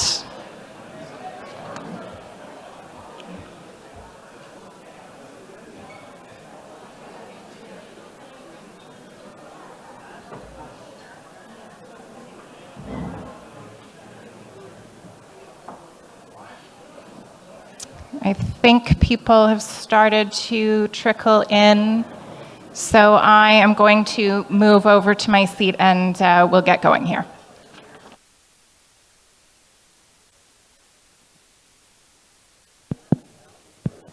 Hello.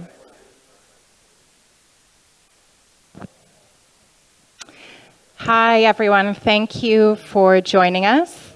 My name is Sarah Morshedehedzadeh, and I am a member of the Globe and Mail's investigations team. I cover mostly immigration-related issues, and before that, I spent about 10 years covering labor issues for the Toronto Star. So I'm very happy to be here with three very distinguished panelists who are going to be covering something that I have come across time and time again in my years of reporting on these issues: how to harmonize immigration policy with demographic needs, with workforce development, now at a time of sort of economic uncertainty and also, some diminished public confidence in how our country's immigration policy is working. And I have three people with strong perspectives on this. I have Parisa Mahboubi, who is the Associate Director of Research at the C.D. Howe Institute.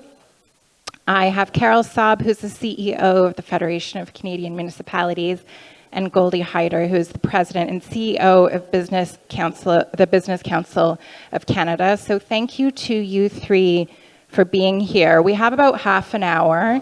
So I'm going to start with about 3 questions and let you guys jump off each other's comments. And if we have time at the end, we'll do a couple of audience questions. But I know these three have some well-developed views on this matter. So if we run out of time, I apologize in advance. But I want to start by sort of laying the groundwork and asking the three of you to give me a brief introduction on what to you a healthy immigration system looks like, and what should our goals as a country be here?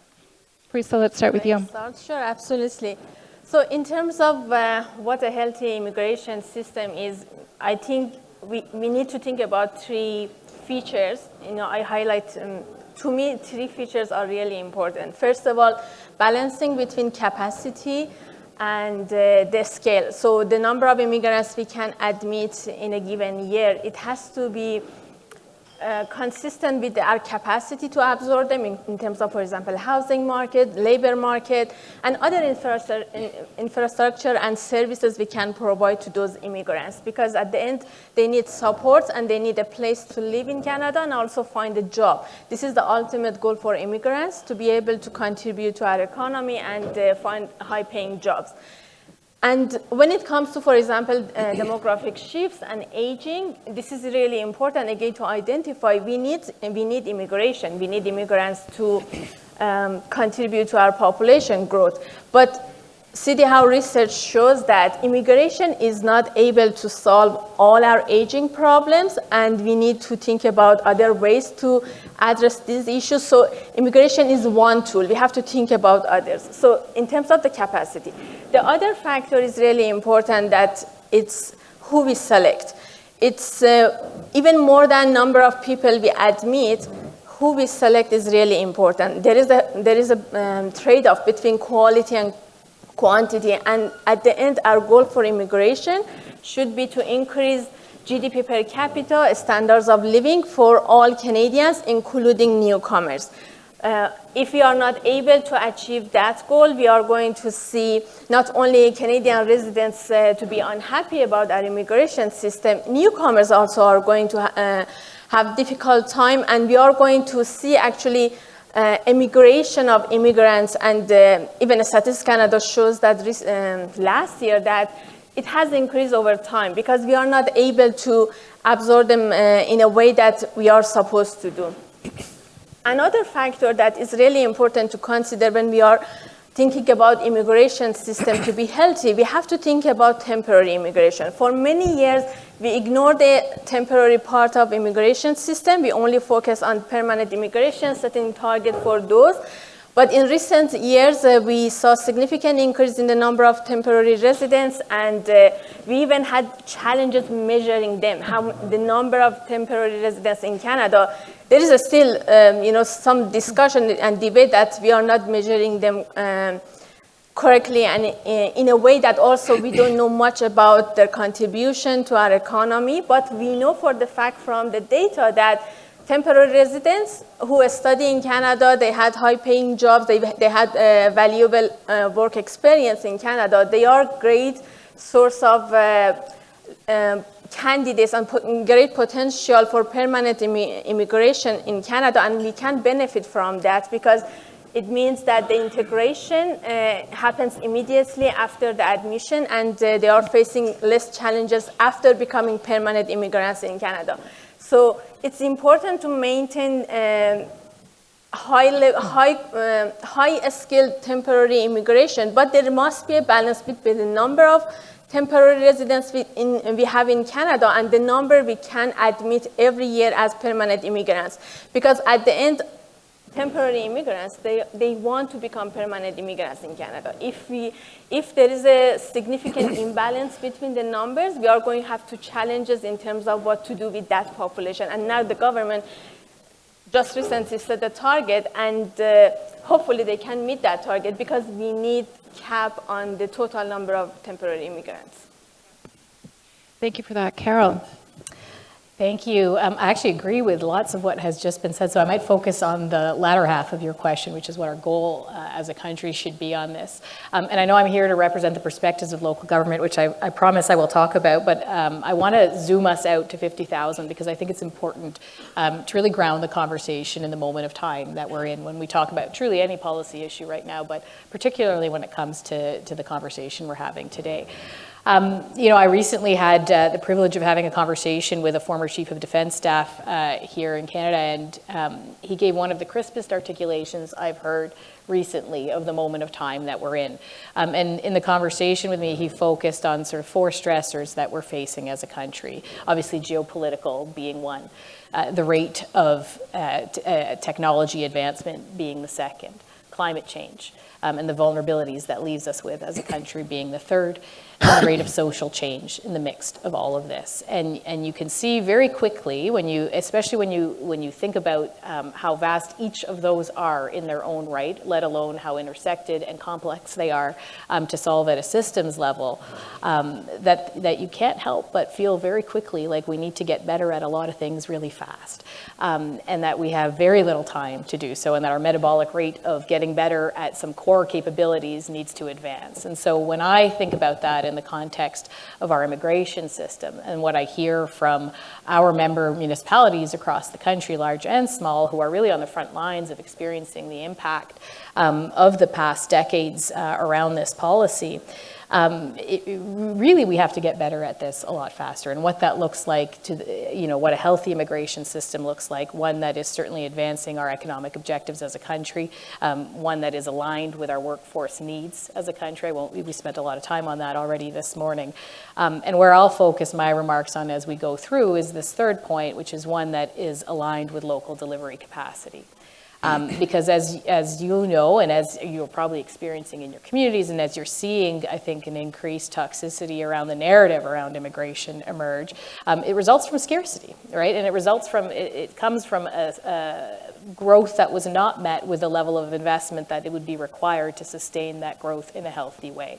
So that looks like local infrastructure. That looks like investments in healthcare. That looks like investments in support services across the board. And when you do one without the other, you create a system of scarcity. And then you create what I think we're also going to talk about hopefully on this panel, the sort of challenges and narrative and public opinion challenges that are happening around immigration. And so we have a pretty serious exposed flank as a country right now. And when I think about things that we need to get better faster is that we certainly need to improve our ability to work at a systems level more broadly. And certainly as it relates to immigration, I think it's an excellent starting point for how we get there in a way that's aligned with our economic objectives, our workforce objectives, and our local delivery capacity. Goldie. Great. Well, first of all, great to share the stage with all of you, and I won't repeat what you've said because I think in big picture that's spot on. Your question was really, what do we need? And I think it starts first and foremost with an immigration policy that works, an immigration policy that is based on a partnership between civil society, not just from a government down, but all of us, all of you, whether it's in academia and whether particularly in the case of businesses. We need a strategic approach to our immigration policy. We should use this moment, crisis, to turn it into an opportunity and say, we haven't reviewed and really had a hard look at modernizing an immigration policy that was largely put in place in the 70s and 80s. We have arguably one of the best systems in the world. I used to tell the Americans all the time, what you really should be saying is, we want Canada's immigration policy. And not a lottery. It's very deliberate. It's intentional. It's selective. It discriminates in almost every way that you can imagine, you know, in terms of employability, in terms of age, in terms of, criminal behavior, healthcare. You go down the list of all of these criteria are determined to give you a fighting chance to be successful when you come here. And then we get in our own way. Right? The foreign skills accreditation is a great example. We qualify you as a doctor, and then we tell you can't work as a doctor. You know, so there are things here that I think are opportunities for us to be more strategic in the way in which we go at this, and to build consensus back, because we have to provide cover for our political leaders to get back to the place where there was generally consensus to leave this issue alone. And yet today, no one knows this better than those of us at the Century Initiative, but how politicized it had become and it has become, and the need for us to remove that. Because the irony is, the people who are at the front of the parade saying, yeah, let's put a pause on immigration, I don't want any more, are immigrants in most cases. In fact, every one of us in some way, shape or form, with the exception of Indigenous communities, came at some particular point in time in our history. So let's not get trapped by the rhetoric and some of the hot button aspects of this issue. I think we should just pull back and be sensible and strategic about how it is we're going to build a strategy for growth that is not just short-term and mid-term, but frankly long-term. As Jim and others have said today, the needs for today are not the needs for tomorrow. It's hard to look around the corner and say, what do you need? 10 years ago, people probably sat up and said, God, we need coders. We don't need any more coders. Right? We need different kinds of skill sets as we look forward. And so I think we need to be a little more strategic about it than we've had to be. I want to drill down a little bit into that, because I think all of you have touched on this sort of scarcity mindset, and for a young person who's thinking of going out and buying a house, for example, and seeing how difficult that is in their hometown, that mindset is very present. At the same time, we need immigration to relieve some of those scarcity issues in sectors like construction. So maybe, Carol, we can start with you from the perspective of municipalities. What do we need to do to actually alleviate some of these bottlenecks, and how does immigration play into that? Yeah, it's a great question and an important facet of the conversation here. And I'll, referencing what I think all of us touched on in some way, is this notion of scarcity. And so what has plainly put as possible, we grew very, very fast without investing in the necessary supports to be able to do that successfully, right? And this isn't an argument against growth. We need to grow. We need, we have an aging population. Fertility rates are declining. It's an increasingly competitive landscape globally, very, very quickly increasingly more competitive. And we need to be in the conversation of how do we grow successfully. But what we didn't do as a country was have a game plan that then brought this through to the last mile of that. Do we have the right infrastructure? And we did that on the basis of already, I would say, a system of scarcity that then really bore the load of growth that came without a plan to invest accordingly in all of the necessary supports. And so that looks like, again, local infrastructure, right? You have cities and communities across the country. From the biggest cities, we're here in downtown Toronto. You can point to any number of challenges that are related to growth and inadequate infrastructure, all the way to smaller towns who are dealing with a very different looking set, whether they're resource supporting communities who are dealing with sort of the challenges of not having a growth that's aligned with workforce shortages in their communities, or not having access to the kinds of growth that they need to thrive as a community in the long term. Healthcare, same challenges as you go forward. Housing and homelessness, dealing with an exacerbated crisis across the country. Again, because of a lack of long-term foresight and investment, that wasn't at scale for decades already, and then not at scale to meet us where we are, let alone where we need to be going forward. And so I think that, it maybe sounds too simple, but I think one of the things we need to do collectively as governments, and I agree across sectors, to have this conversation move in a more productive path is solve some problems for people. Right? People feel like and turn to blame and turn to some of the more challenging and toxic parts of the narrative around immigration because of scarcity, and to your point, Goldie, I was recently on a panel conversation, actually, and I was sort of a member of the government and a member of the opposition who shall remain nameless, both of them, and you can guess who said what, but I was in the middle of a conversation, and an audience member had asked a question of, what's the role then of political leaders around this narrative around immigration, and to not sort of increase the toxicity of it. And one party was arguing we needed to dig deep and lean into our values, and that if we did that, we would get there. Another person was saying we needed to stop immigration and we needed to really draw a hard line. And I was sitting there as somebody who hears from local governments across the country, who are closest to the people, who hear and see the challenges firsthand, thinking what we really need to do is make life easier for people, to get our act together at a systems level and make life easier for people. Because the conversation's not going to get easier if we continue to approach a number of things that are intersected and require a systems level response in an ad hoc way.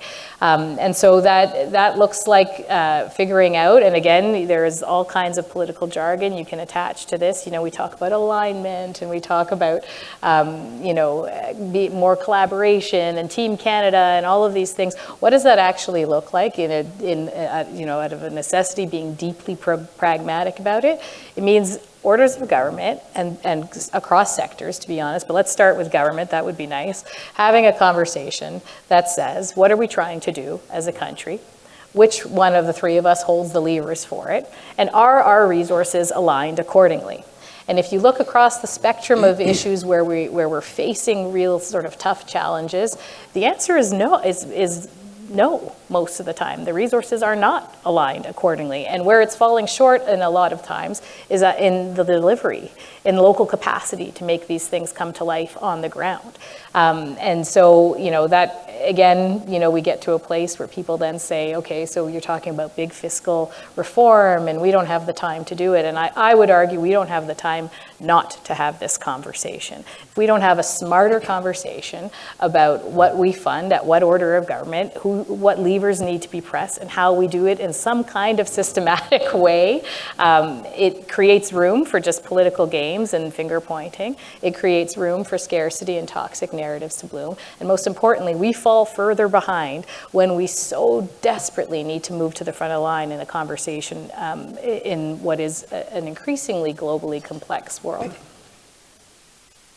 I would say if you look around, the world, you see xenophobia when people feel threatened. Mm-hmm. When they feel threatened about their safety, their way of life, their employment, their children's futures, their affordability issues and stuff. And so that's a byproduct of an economy that's not growing. And so to me, the issue, and why I think it's great that we're able to partner with the Globe and Mail, is we have a duty to educate the public. A shrinking economy is bad for them. A shrinking population is bad for them. We're in a world now today where growth is equated with something that's good for business and bad for me. We're in a world where if it's good for business, it's bad for me. How did we get to that place if it's not, this sort of the narrative in which we're finding ourselves with the populism and the algorithms and the micro-targeting and all of that? But I've always believed, and I hope I'm never proven wrong in this, I think Canadians are actually a very wise group of people, that there's a collective sensibility that when you treat them with respect, when you give them information, when you allow them to discuss and debate and disagree, that over time we get to a good place. We're not a dumb people. But we're being denied that opportunity. Our politics has become simplistic and jingoistic and hashtags, simple solutions of the left. We're just going to take and redistribute wealth, not create it, just distribute it. And then over here on the right, every man, woman, and child for themselves. That's not Canada. It's not most places in the world, actually. Our values are more centrist in that regard. And I think what we need to do is create the environment in which we can have a conversation about immigration in the context of what it means for a growing economy. This is the first year, think about this for a second. This is the first year in Canada's history that our population is going to decline. It's going to drop by about 0.2%. Right? Guess what? So is our GDP, and more than likely, it's going to create some challenges, which means we can have discussions about policy in a way in which Canadians can be engaged. So you think about housing issue. We love to just say, oh, it's immigration. But yes, there were mistakes that were absolutely made. And by the way, we didn't call for 1 million a year at the Century Initiative. Our number is 500,000 a year, and that 500,000 a year is very sustainable, and it gets you to the growth that we need. Okay, that's a separate issue. 1 million ended up happening because we basically took the COVID period, accepted applications, God knows why, because we knew we weren't going to process any of them. We let them pile up. And then when we were able to get back to the office, or those who did go back to the office in the public service, which they had to process these immigration applications, we had a backlog. And the backlog ended up creating this influx of people as they were processed, where they were literally said, okay, well, let's just get through these as quickly as we can. And now you had 1 million a year coming in for a few years, threw us completely out of whack. No one was prepared for that. But you know what? The housing industry will tell us we could have done something about it. If we had known and how we could have worked together, you allow us to do, like what's the biggest expense in a house right now? 30% of it is taxes to the government. Okay, one of my members said the solution to affordability is literally the last name of the former finance minister: free land. You can bring the cost down. You can bring the cost down quite a bit. Okay, but you know what else they tell me, these builders? I can't find an electrician. I can't find a welder. I can't find a drywaller. I say, well, unemployment's on its way to 8 before it's going to be at 6. What do you mean you can't find these people? Right? Clearly something's mismatched in our labor pool. So let's have that conversation. We have interprovincial trade barriers. We have labor mobility issues that prevent us from even being able to move a nurse. You want healthcare issues addressed. I can't move a nurse in a pandemic across the Ottawa River if we needed more nurses in Ottawa than they needed in Gatineau. Couldn't do it. If you couldn't do it then, you can't do anything now. I mean, all the talk about interprovincial trade barriers, a lot of bluster a few months ago. Now as Donald Trump basically makes us numb and we forget about what's going on down there and think about ourselves, we're forgetting that we haven't solved that problem at all. We've just talked about it. So there are things that Canadians can do to get out of their own way, to bring about a prosperity agenda, a growth agenda, that happy people tend not to protest. They tend not to find victims to blame for their happiness. They're busy being happy. They're busy, growing their families and educating their kids and taking vacations and buying a house and buying a car. When you lose hope, you end up here. And so these two things are connected. And I think one of the things about the Century Initiative that's great is we try and merge these two issues together. It's always been about growth, leaving Canada behind better than you found it. You touched on growth there, and Parisa, you also mentioned the need for, I think, inclusive growth, where it's being felt and experienced by immigrants themselves as well. You've also written about the way that the low-wage immigration streams and temporary immigration streams have led to a perception, perhaps, that this is sort of a backdoor to cheap labor. I'm curious for your thoughts on what the fixes are for that and how that might solve some of the perception issues around our immigration system. Absolutely.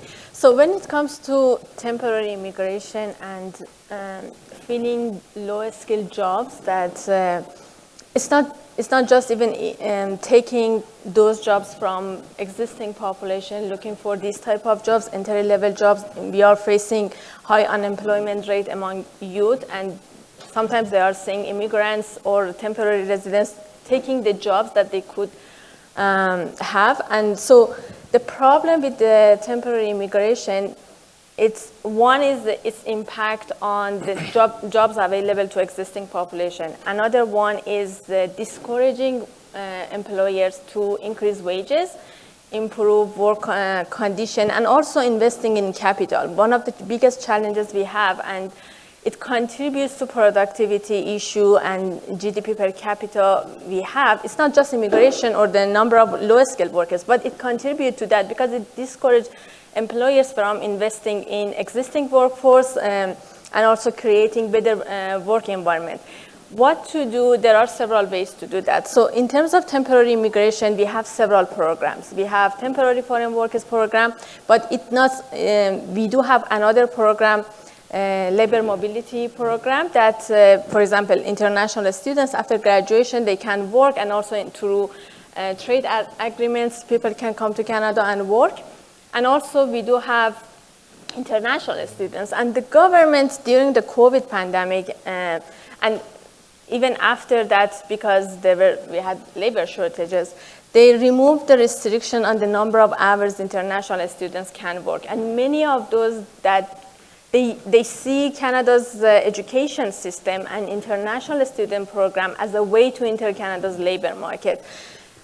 We now, we have put restrictions on that, but we need to do more. First of all, in terms of quality of international students, we have to increase our standards. We need to remove programs that they are not producing international students who graduate and become great source of permanent immigration in Canada. We need to put restriction on the number of hours. Again, in terms of who can work after graduation, we need to do something about that, because that also control the supply of temporary foreign workers in Canada.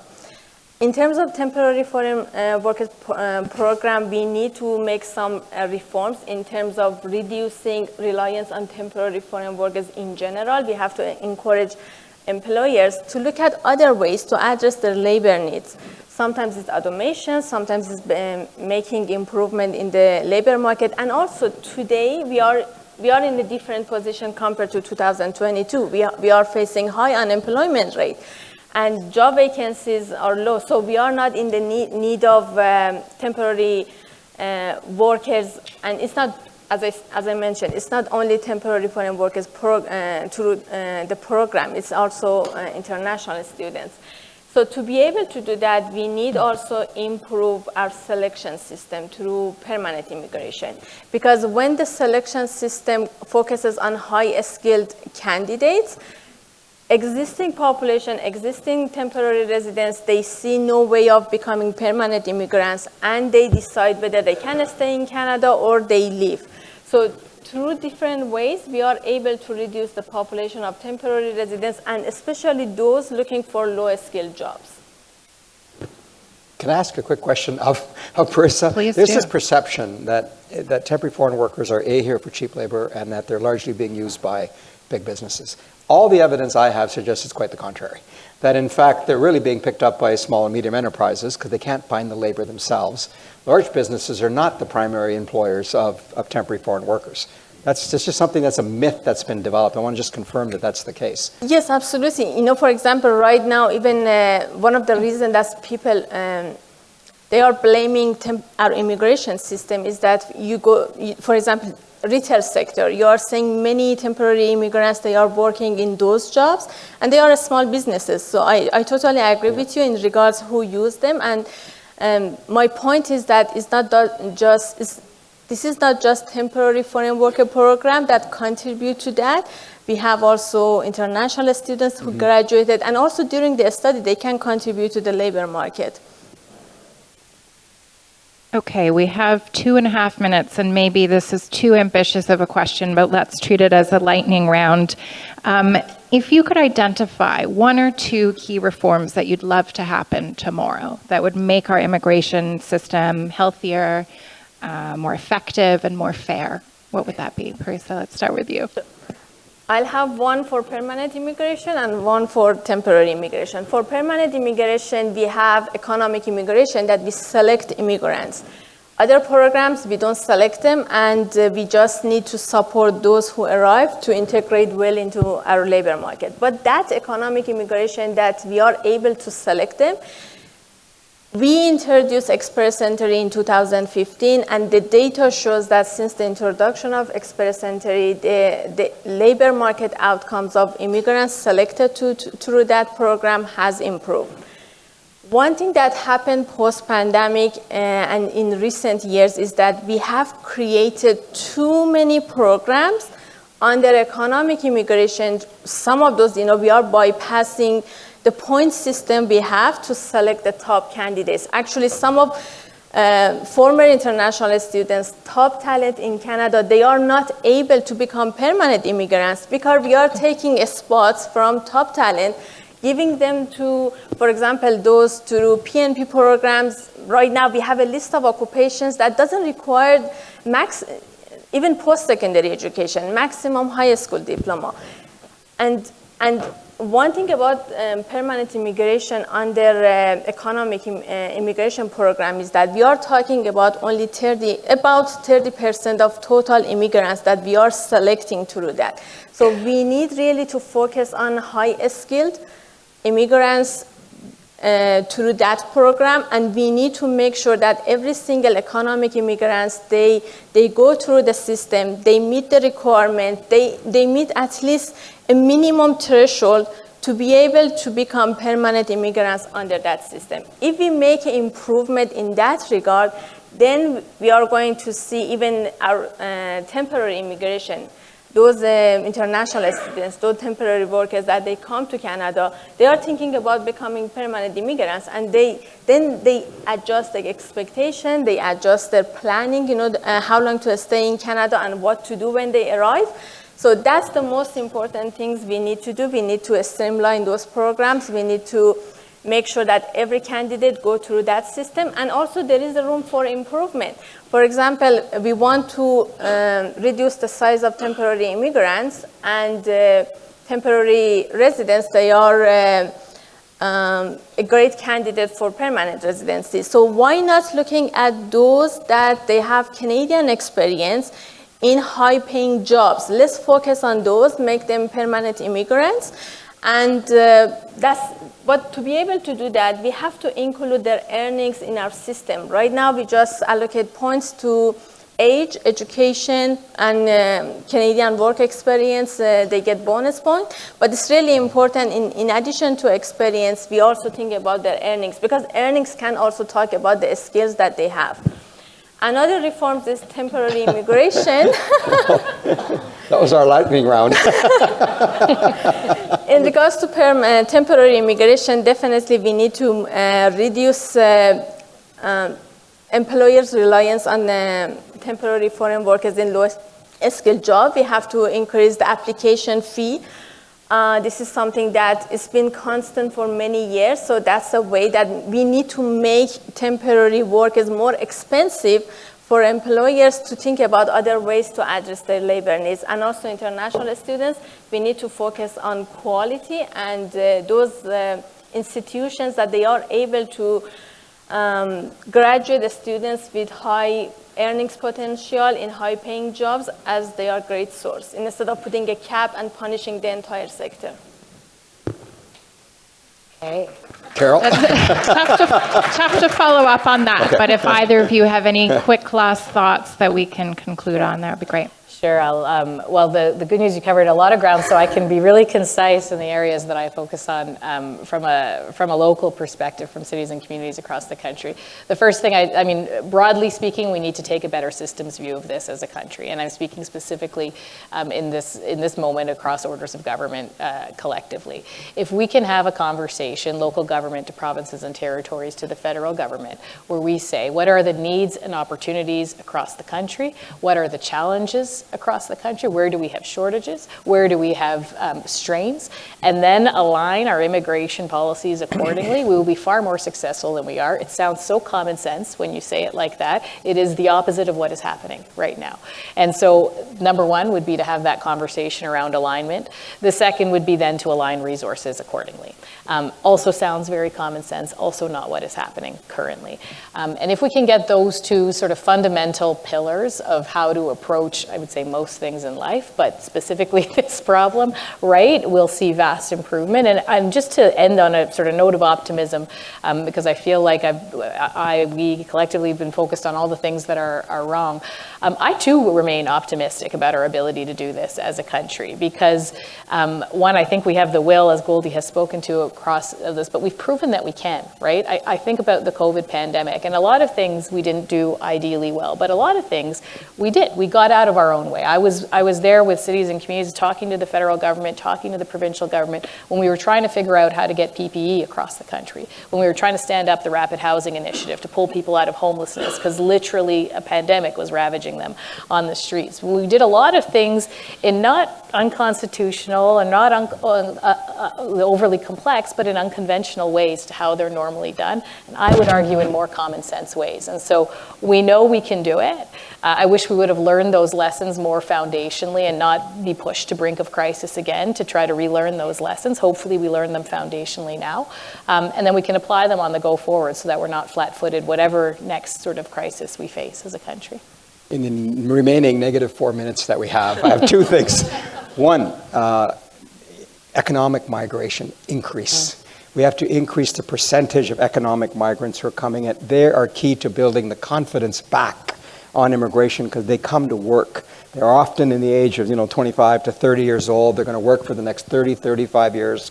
They're going to contribute to our society. They're going to pay taxes. They're going to raise families, et cetera. We need more economic migrants, but we should select them not on the basis of today's needs. That's one way of looking at things. I always look at this like in a sports analogy. Our team might need a goaltender, but if the best player available is still available, take the best player available because that person's going to be better for your team in the long haul. Goalie might fix your short-term need, but in the long haul, someone who has agility, someone who has the ability to move through the various phases that our economy is going to move through over the next 20, 30, 40 years is a better choice. So more economic migration, we think it should be about 65% of the immigrants coming into our country. I'm not suggesting that humanitarian or refugees or students or TFWs don't work, don't contribute in that. All I'm saying is economic migrants do. And that's who's going to help us build back confidence. Secondly, speed. We need to modernize our immigration system. Countries are on apps and automated responses in days and weeks. We could still see years. Within the Globe run a paper news the other day about a 50-year story. Somebody's still waiting. God bless them. This is crazy. We have got to modernize a system that was built in the 70s, stuck in the 70s, treats people like we're in the 70s. Automate, speed. So you've got to have agility and you've got to have speed to win in today's game. Thank you. Well, thank you all for your insights. This has been really informative and I think lovely to end on a note of optimism. Please join me in giving our three panelists another round of applause. And I know we've run a little bit over, but I would love to introduce Shamira Madani, who is from the World Education Services, to come up and replace me on stage.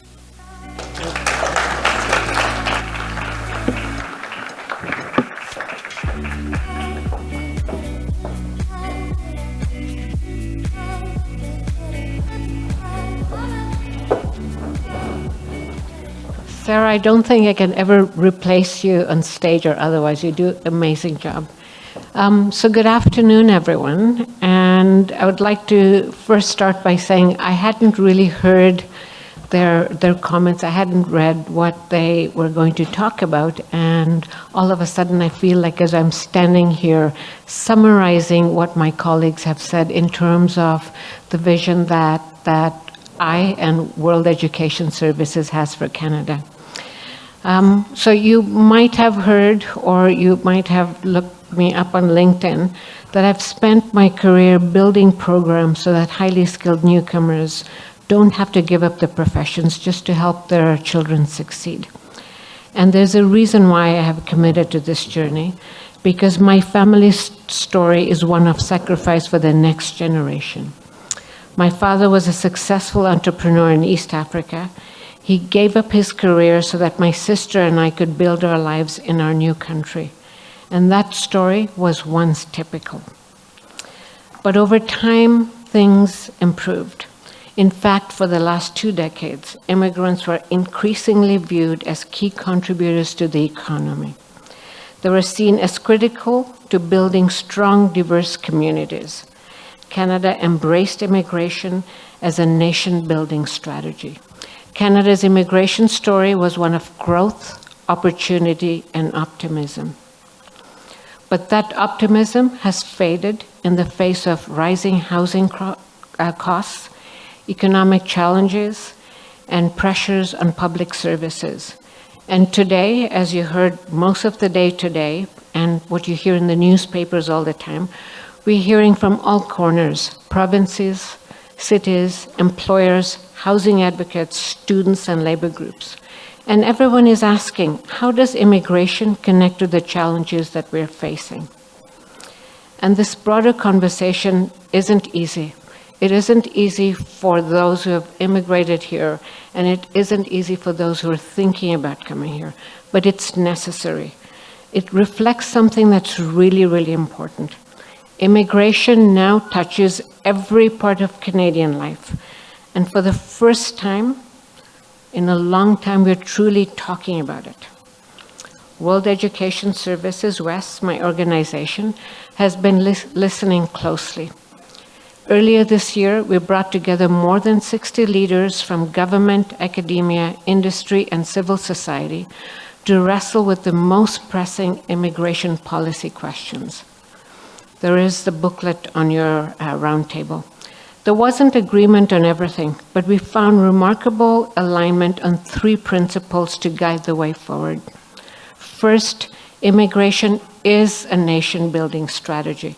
It is not separate from housing, healthcare, education, or labor policy. It is deeply connected to all of them and must be part of how we plan for Canada's future. Second, we must focus on permanent residency. We need stable, predictable pathways that allow people to put down roots, strengthen communities, and rebuild public trust. Third, we must unlock immigrant talent. It is not acceptable that 1 in 3 immigrants in Canada are working in jobs that don't make any use of the skills, training, or expertise. We need faster and fairer credential recognition, better bridging programs, and inclusive hiring so that newcomers can contribute at their full capacity. So let me be clear, and let's all be clear. The question facing us today isn't that we need more or less immigration. It's whether we can manage immigration wisely enough to meet longer-term needs. Canada has the tools and the experience and a strong foundation. And what we need today is leadership. Leadership between jurisdictions, across sectors, and with the consideration of immigrant voices. What we need today is courage and the commitment to a shared vision, not blaming everybody about this particular issue. Because when we invest in people, when we remove barriers, and when we lead with clarity and purpose, immigration continues to be one of Canada's greatest strengths, and that is the Canada I believe in. So thank you for listening, and I would now like to hand off to the Globe and Mail's Patrick Breton, who is going to introduce our next speaker, and I don't know where he is.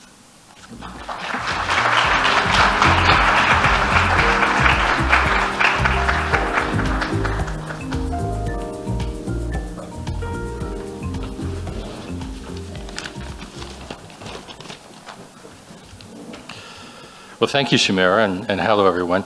My name is Patrick Breton. I'm the editorials editor for the Globe and Mail. And unless you think I run the joint, that means I'm in charge of the daily editorials that you read each morning, and hopefully enjoy with every word that we write, and agree with some. People often ask you, what's the role of the editorials in the Globe and Mail? And it's sometimes hard to nail down, but I often stick on the word conversation. It's a conversation with readers that we're hopefully, a smart friend that makes observations that give you food for thought, things you can think about. Maybe we don't change your mind, maybe we do, but we always engage your mind. So a conversation with Canadians, I think that's how we like to think of it. And on that front, I'm very pleased today to be able to have a conversation with the Honorable Jean Charest.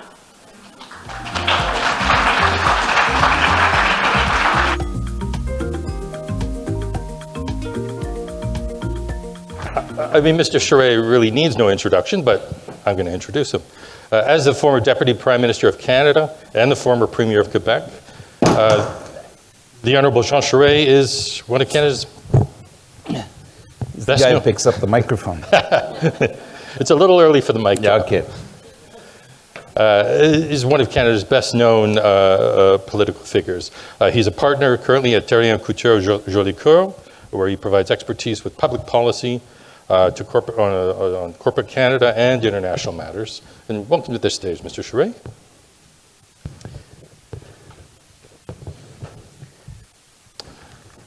So I wanted to start off with a fairly broad question, which is, for many decades, there was a very broad and deep consensus on immigration, that it was good for Canadian communities, good for immigrants, good for the economy, good for Canada.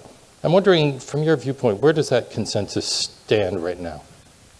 Well, the Globe and Mail, you may have heard of this newspaper, on the 10th of September ran a story about recent polling done by, I think it was done by Nanos, and 71% of those polled, this was a poll that was done at the end of August, beginning of September, were asked whether they were favorable to immigration, and it was somewhat or not favorable, rang in at 71%, which is very disappointing for us, because up until recently in Canada, Patrick, as you know, public opinion in this country ran as opposed and compared to the rest of the world favorably in regards to immigration. There was a favorable outlook. Let's call it that, because it's never a perfect picture. And I always viewed that as an asset for us as a country, as opposed to something that we could work with, that was counterintuitive relative to what's happening elsewhere in the world. And all of you in the room know here today that the common trend and issue among populists in the world is anti-immigration policy. If you had to identify one single issue on which they all agree and they run on, whether it's Brexit, or more recently I was in France, it was among the 5 top issues of the right of the people of France. Immigration is, I'm sorry to say, a negative issue. And here lies an extraordinary opportunity for us in Canada. I mean, that's a great point of a Canadian advantage on immigration that maybe seems a little fuzzy at the moment, but we can maybe bring it into focus a bit more in the next few minutes. I know you have a saying that immigration rhymes with integration. Yeah. Can you expand on that? What do you mean when you say that? If immigration is going to work in any given jurisdiction, wherever you are in the world, it has to rhyme with the word integration. And governments who do not make the word immigration rhyme with the word integration run into political trouble. And then they have to backpedal. And they have to do some of the things that we're seeing in this country.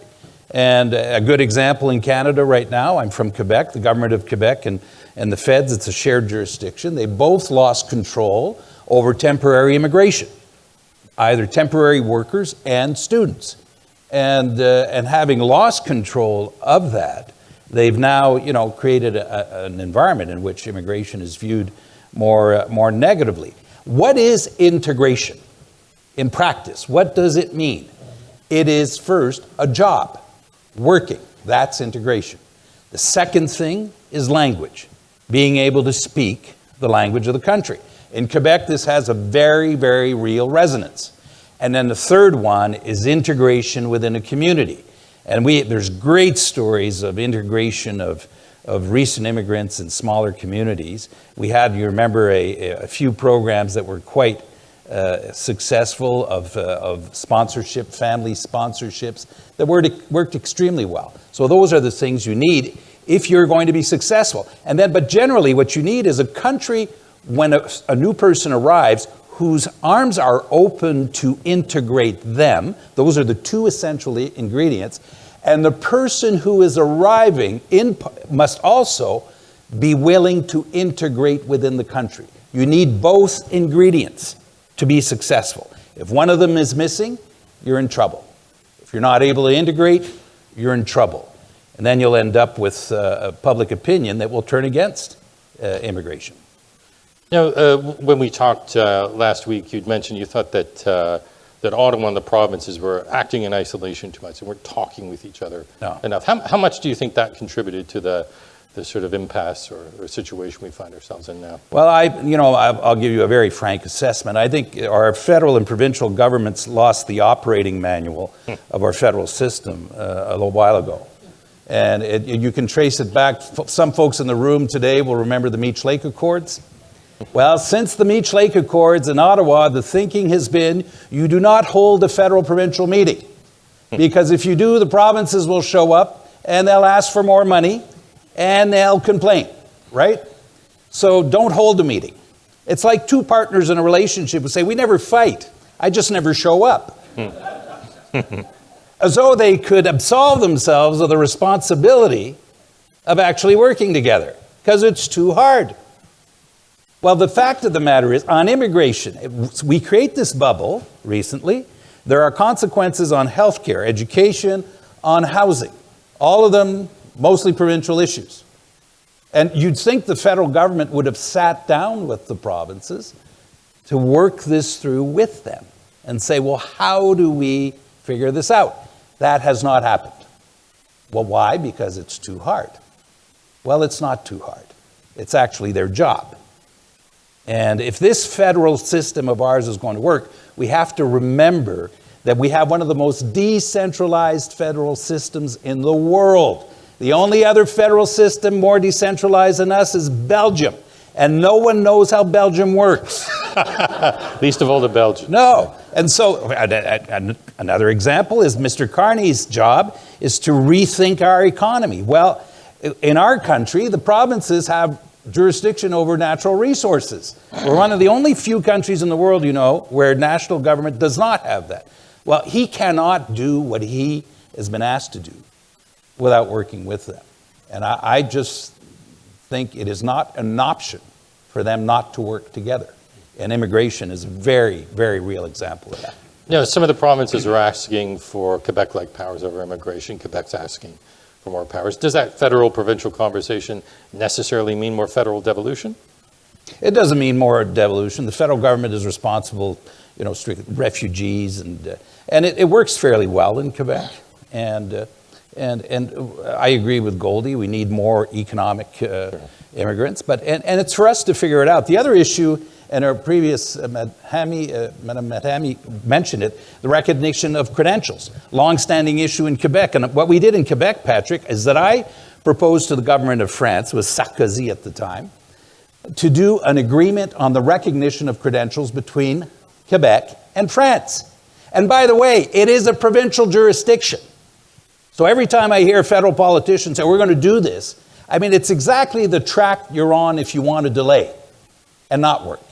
They should be able, the federal government has spending power, it has convening power. That's what they should use to sit people around a table and get it done. Now, what did we do? We decided we wanted to make it as easy as possible for people between France and Quebec to move from one place to the other, as seamless as possible. We looked at the scenario of recognizing diplomas, quickly came to the conclusion that it was a Rubik's Cube. The University of Bologna, University of Sherbrooke wouldn't work. So we decided to recognize qualifications. And we negotiated 81 separate agreements for the total. The only group that never got to an agreement was veterinarians for a reason I'm not sure of. And if you're a doctor in France, you're a doctor in Quebec. If you're an engineer in Quebec, you're an engineer in France. If you're a pipe fitter, and there were some, things like ski instructors that are certified in France, not here, they're recognized. Even lawyers, because we need more lawyers. If you're a Quebec lawyer, you can sign up to the Paris bar after doing the ethics exam, and vice versa. These are the things that we should be doing. And the federal government, then again, Patrick, I think would have an opportunity, we know how it works, to convene and get the provinces to work on this together. Bottom line, it's more difficult for an Ontario pipe fitter to work in Quebec than a French pipe fitter. So the other thing we did was for students. So when I was premier, we put in place a program called, the acronym in French was le PEC. If you were a foreign student and you graduated from an institution in Quebec, you were put on a fast track for citizenship. We had that ability. And the idea here is to recruit talent. And by the way, French students were paying the same tuition fees as Quebec students.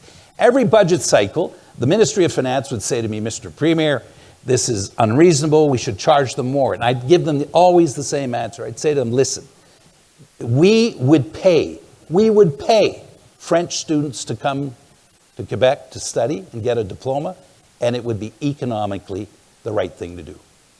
That's how much. Think of it for a moment. You take this young person schooled in their own country from kindergarten to high school, you pick them up when they're going to university, you train them, they're partly integrated because they spent time here, we know what their diploma is worth, and you make them a citizen. Pretty good deal. Very good deal. Why aren't we doing? These are the things that we should be doing.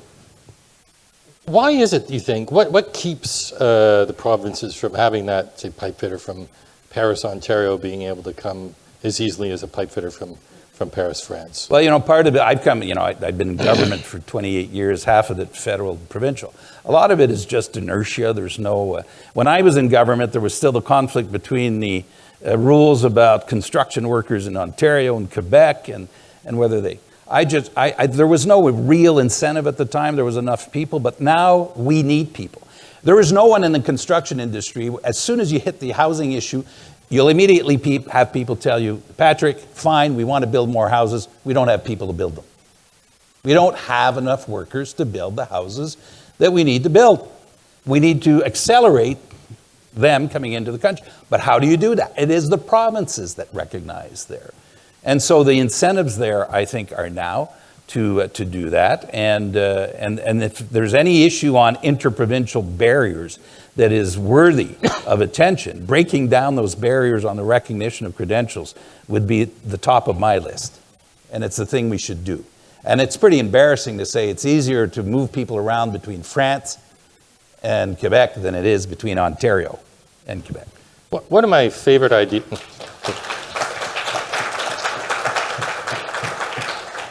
One of my favorite sort of mischievous ideas that someone's mentioned to me on this front was the federal government should simply essentially bribe the provinces, saying if you drop your barriers on these areas, we will pay you ahead of time the economic benefit we expect. We'll give you that money. I'm disappointed in you, Patrick. let me share an anecdote with you. In dealing with the French story, there's all these corporate interests. The doctors, l'ordre des médecins, des ingénieurs. They're corporatist. They're corporatist interests who often present the argument of protecting the public as really protecting their own members, to be quite honest. And it's, by the way, that's not an insult to anyone. It's called human nature, right? So we enter into these negotiations, and I was obsessed by this. I really believe in this issue. I think it's exactly where we should be. So I kept pounding away at it. And at one point, after a year and a half, there's a lull. We can't move it along. And one day, I hope this will stay in the room, I called in my minister from Treasury Board. I said, I have an idea. We're going to do something. We're going to help them. Because it's very difficult to go to Paris for 2 weeks and negotiate. We are going to pay them to go to Paris. We'll pay all their expenses. We'll pay the plane and everything so that they can negotiate. Because it's extremely difficult to be in Paris for 2 weeks to negotiate this thing. Arduous, really. Yeah, we put $5 million into the fund. And boy, did it ever start moving. And I'm being a bit cynical about it, but your instinct is right. The federal government, what does the federal government powers have? I mean, in this country, remember, it's the provinces who run the country, not the federal government. Now, don't tell that to the federal government because they think they run the country. Healthcare, education, the roads. The federal government is like a holding company. They transfer money.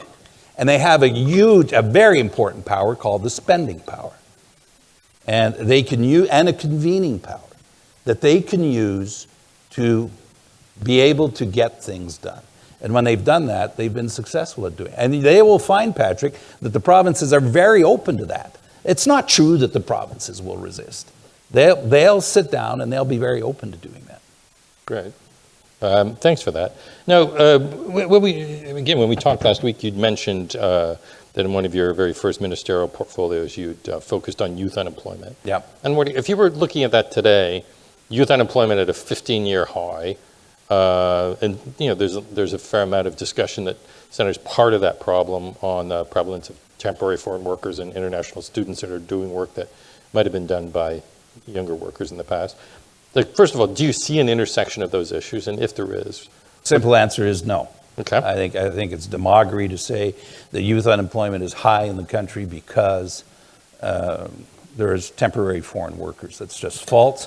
I work for a law firm in Quebec. It's a big law firm, but it's a Quebec firm with offices all over the province. I couldn't tell you the number of clients we have who are working who have shops and have temporary foreign workers and who are today panicked at the idea that they're going to lose them because they do not have alternatives for people to come in. They do not. Canada should have, if we were, really opportunists, take this H-1B. Sure. He's charging, our neighbor's going to charge them $100,000 for, I would give them $10,000 each to come. And you know what? It would be a heck of a good deal. Watch it. It would be. Now, if in this case, so we have an opportunity here in Canada to be counterintuitive. We should develop a national labor policy where we attract talent. And I'm going to broaden the word talent.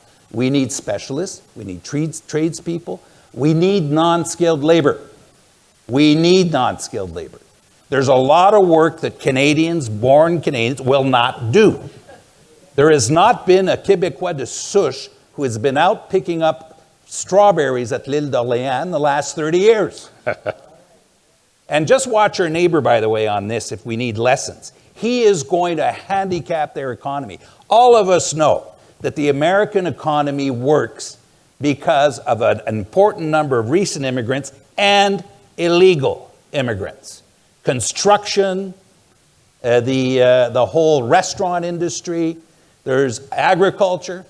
When the American agricultural sector raises supply management with us, I can guarantee you that's not their number one issue. Their number one issue is access to labor, which they don't have. And Trump is cutting their legs off right now. We have to be, I think this is why I'd be very optimistic. If we get it right, this is for us a great opportunity to pick up the best talent in the world and all the other talent we need to build our country. But back to basics. If we do not integrate them correctly, we are going to create a backlash. And that'll come back to bite us. And then governments have to retrench. The focus of the Carney government seems to be unwinding on several times measures of the Trudeau government on immigration. So I'm wondering, in your view, is that sort of retrenchment, is that necessary? Has the government gone too far, not far enough? Well, it's an art. This is more art than science. And Mark Carney is, I think, one of the best progressive conservative prime ministers we've had in a long time. I hope he's not listening. He won't be offended. At this point, I feel duty-bound to note that a Globe and Mail editorial had that very same headline. I know. And he, it's interesting to observe him because, and I like him a lot. I know him. I've known him a number of years. I mean, he's literally having to take over the flight and the command of the plane in flight and to change things. And I think he's doing it very well, frankly, and on a number of issues. On this one, though, I think I can tell you in the Quebec business community, there's a very high level of angst right now about temporary workers and whether or not they're going to grandfather the recent legislation that limits it to 10% and make it. The other argument we hear, and I get this, I was at an economic conference in Quebec City yesterday, this idea that it's cheap labor. Talk to any entrepreneur who has to do all the paperwork to bring in temporary workers, of how difficult it is and how onerous it is, and they'll convince you that they're not doing this because it's their first choice and they're getting cheap labor. Not at all. They have to do it. And so if I think the Carney government will get their head around this at one point. They have a lot to do simultaneously. I have sympathy for them.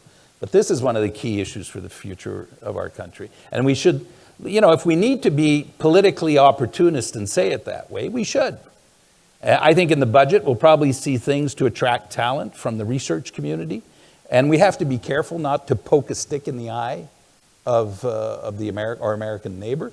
When we did it in France, I was concerned that the French would feel we're stealing their talent, until someone told me, vous savez, la France, c'est un empire. C'est un empire. They're an empire at one point. And they, in their own culture, the idea of people moving and going in and out is accepted. And so, because we ran a few modest campaigns to recruit people with a very high level of success. But then we get to the bureaucratic issues that some of us talked about here today. And those are the things we're really hanging or, hurting ourselves with. The system is too complicated. It is too long. It needs to be simplified. I'm so glad you raised that point. I wonder if we need a sort of a shift in mindset, because I think the Canadian government, Canadians in general, sort of think, come to us. We'll form a line, and eventually, we'll make our way through that line. But do you think, shouldn't we understand that more, that we're in a competition for talent internationally, and we need to get our act together? Exactly, we are. It's exactly that. We're in a competition for talent. We have to make ourselves attractive. We have to speak to different constituencies. Part of them are, for example, students. We should seek to train them, diploma them, retain as many as we can. And I say to the French, I'm shameless with the French. I say, send our children to Quebec to be trained. And I warn them in advance, we're going to do everything we can to keep them. Everything we can. Now, what I also learned from immigration in my years of premier is that, and when they do recruitment drives, the department was very good at this, a number of people who come to a new country idealize what the country is in their mind. It's part of the process of immigration. So they have an ideal, and then they face reality. Some of them adapt, some of them don't, and that's life. Most of them actually adapt well. For example, in the case of the French, there's a number of French who think Quebecers are Frenchmen who live in North America. We are North Americans who speak French. De Gaulle got that wrong. And it's not at all the same thing. Our codes are not the same, and it's fascinating to observe how our behaviors are not the same. And there's nothing wrong with that, it's just different. So, and it's true for anyone who comes to this country from another country. Some of them will adapt, and others won't. But you need to know in advance. The more work you do upstream in preparing them before they come, the more successful we will be. But we tend to be lazy on the upstream. We tend to be, like I hear federal politicians, we'll accredit, we'll recognize they do not want to go to the trouble of working with the provincial governments to get this right. When in fact, if they did, we would be, I have no doubt in my mind, the provinces would be delighted to be part of it, and it would be successful. We started broad, and I wanted to sort of end on that same note. What would be your advice? You're in the advice business. What would be your advice on how to reestablish that trust among Canadians, that consensus on immigration? What do governments need to do? What do we need to do? In an ideal world, I would organize a summit on it. We don't do that a lot in Canada. France does it more, and the president gets directly involved. The Quebec governments did it more. The PQ did it a lot. And it can be overused as a format, by the way. Governments, they do it, and they overuse it. The summit itself becomes more important than the subject of the summit, if you get what I mean. But here's an opportunity for us to establish the narrative. And I think the political opportunity is to present it to Canadians as being a way to take advantage of what Mr. Trump is doing. And to remind Canadians that we are 10 times smaller, and our objective is to be 10 times smarter. If the other part is bigger than you, you have to be smarter, you have to be more flexible, you have to be more agile and opportunist. And researchers is a good example. There's a lot of people out there who are seeing their research being cut and who are looking for new opportunities. But be careful. Researchers look for labs. They look for long-term funding. They're not, this is not an easy business. You got to get it right. You have to think it through. Now, in our case, if we were able to present it to Canadians by saying to them, this is for Canada one of the real advantages that we're going to give ourselves in this world. Now, we don't have the advantage of numbers. We're only 40 million. We don't have the advantage of a number of, the scale of big. But we can do, this is something we can do that is going to make us one of the most competitive countries in the world. The basis is strong. You know, we have one of the best education systems in the world. Public education systems in the world. Very few. And if I say that in Quebec, and I always add, I said, if you read the newspapers, you wouldn't think of that. You'd think the system's falling apart. But you know what? We pay attention to our education system. But the counter to that is that the Americans have one of the most mediocre public education systems in the world. They don't seem to be paying attention to it. And that is going to catch up with them. That is going to catch up with them. And so I think the way to sell it to Canadians is say, this is where we, as a country, are going to distinguish ourselves. And this is how we're going to build our future. Plus, demographics. We're getting older. We're making less children. We did all sorts of policies to encourage families to have more children. Governments are real bad at convincing couples to have more children. Quebec has done it all. Daycare, family allowances, family leave. We had a spike at one point, and then, these are the things we have to think about. We didn't talk about, there's another issue, is about older workers, experienced workers. This idea, every time I see a headline, Patrick, that says the problem of an aging population, since when is it a problem? I'm 67 years old. It ain't a problem for me.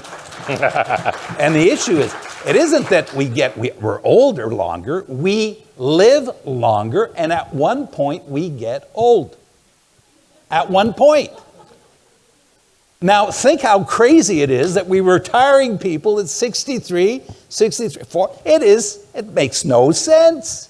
And what are those individuals looking for? They're looking for a lifestyle where they can continue to contribute, maybe at not the same intensity. They want to be able to work. They want to be able to work and not be penalized financially for doing it. These are all things that we should be figuring out. And by the way, great secret, if they work and they're active, you know what? They'll be healthier. Every health study indicates that. You want to make people less healthier? Take them off the job. Isolate them in their homes. If they're allowed to continue, these are the things that Canada should be thinking through.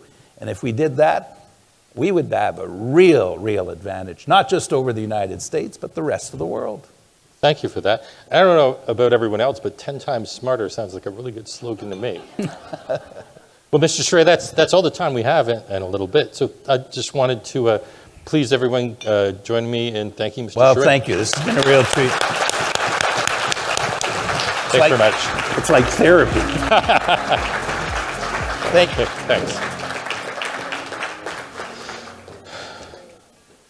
Well, that concludes our program for today, but we will have a networking reception just outside, so everyone that's here in person can continue the conversation, which we love at the Globe and Mail. Just on behalf of the Globe, I'd just like to thank all of you for being here, either in person or virtually. And you will see a QR code somewhere on a screen, somewhere, maybe not right now. There we go, a QR code on the screen. You can use it to fill out a brief survey. So we can continue to improve these events and tailor them. We will be sending out a link to the event recording in about a week. And on one last note, thank you to our sponsors for helping to make today's event possible. And thanks to all of you.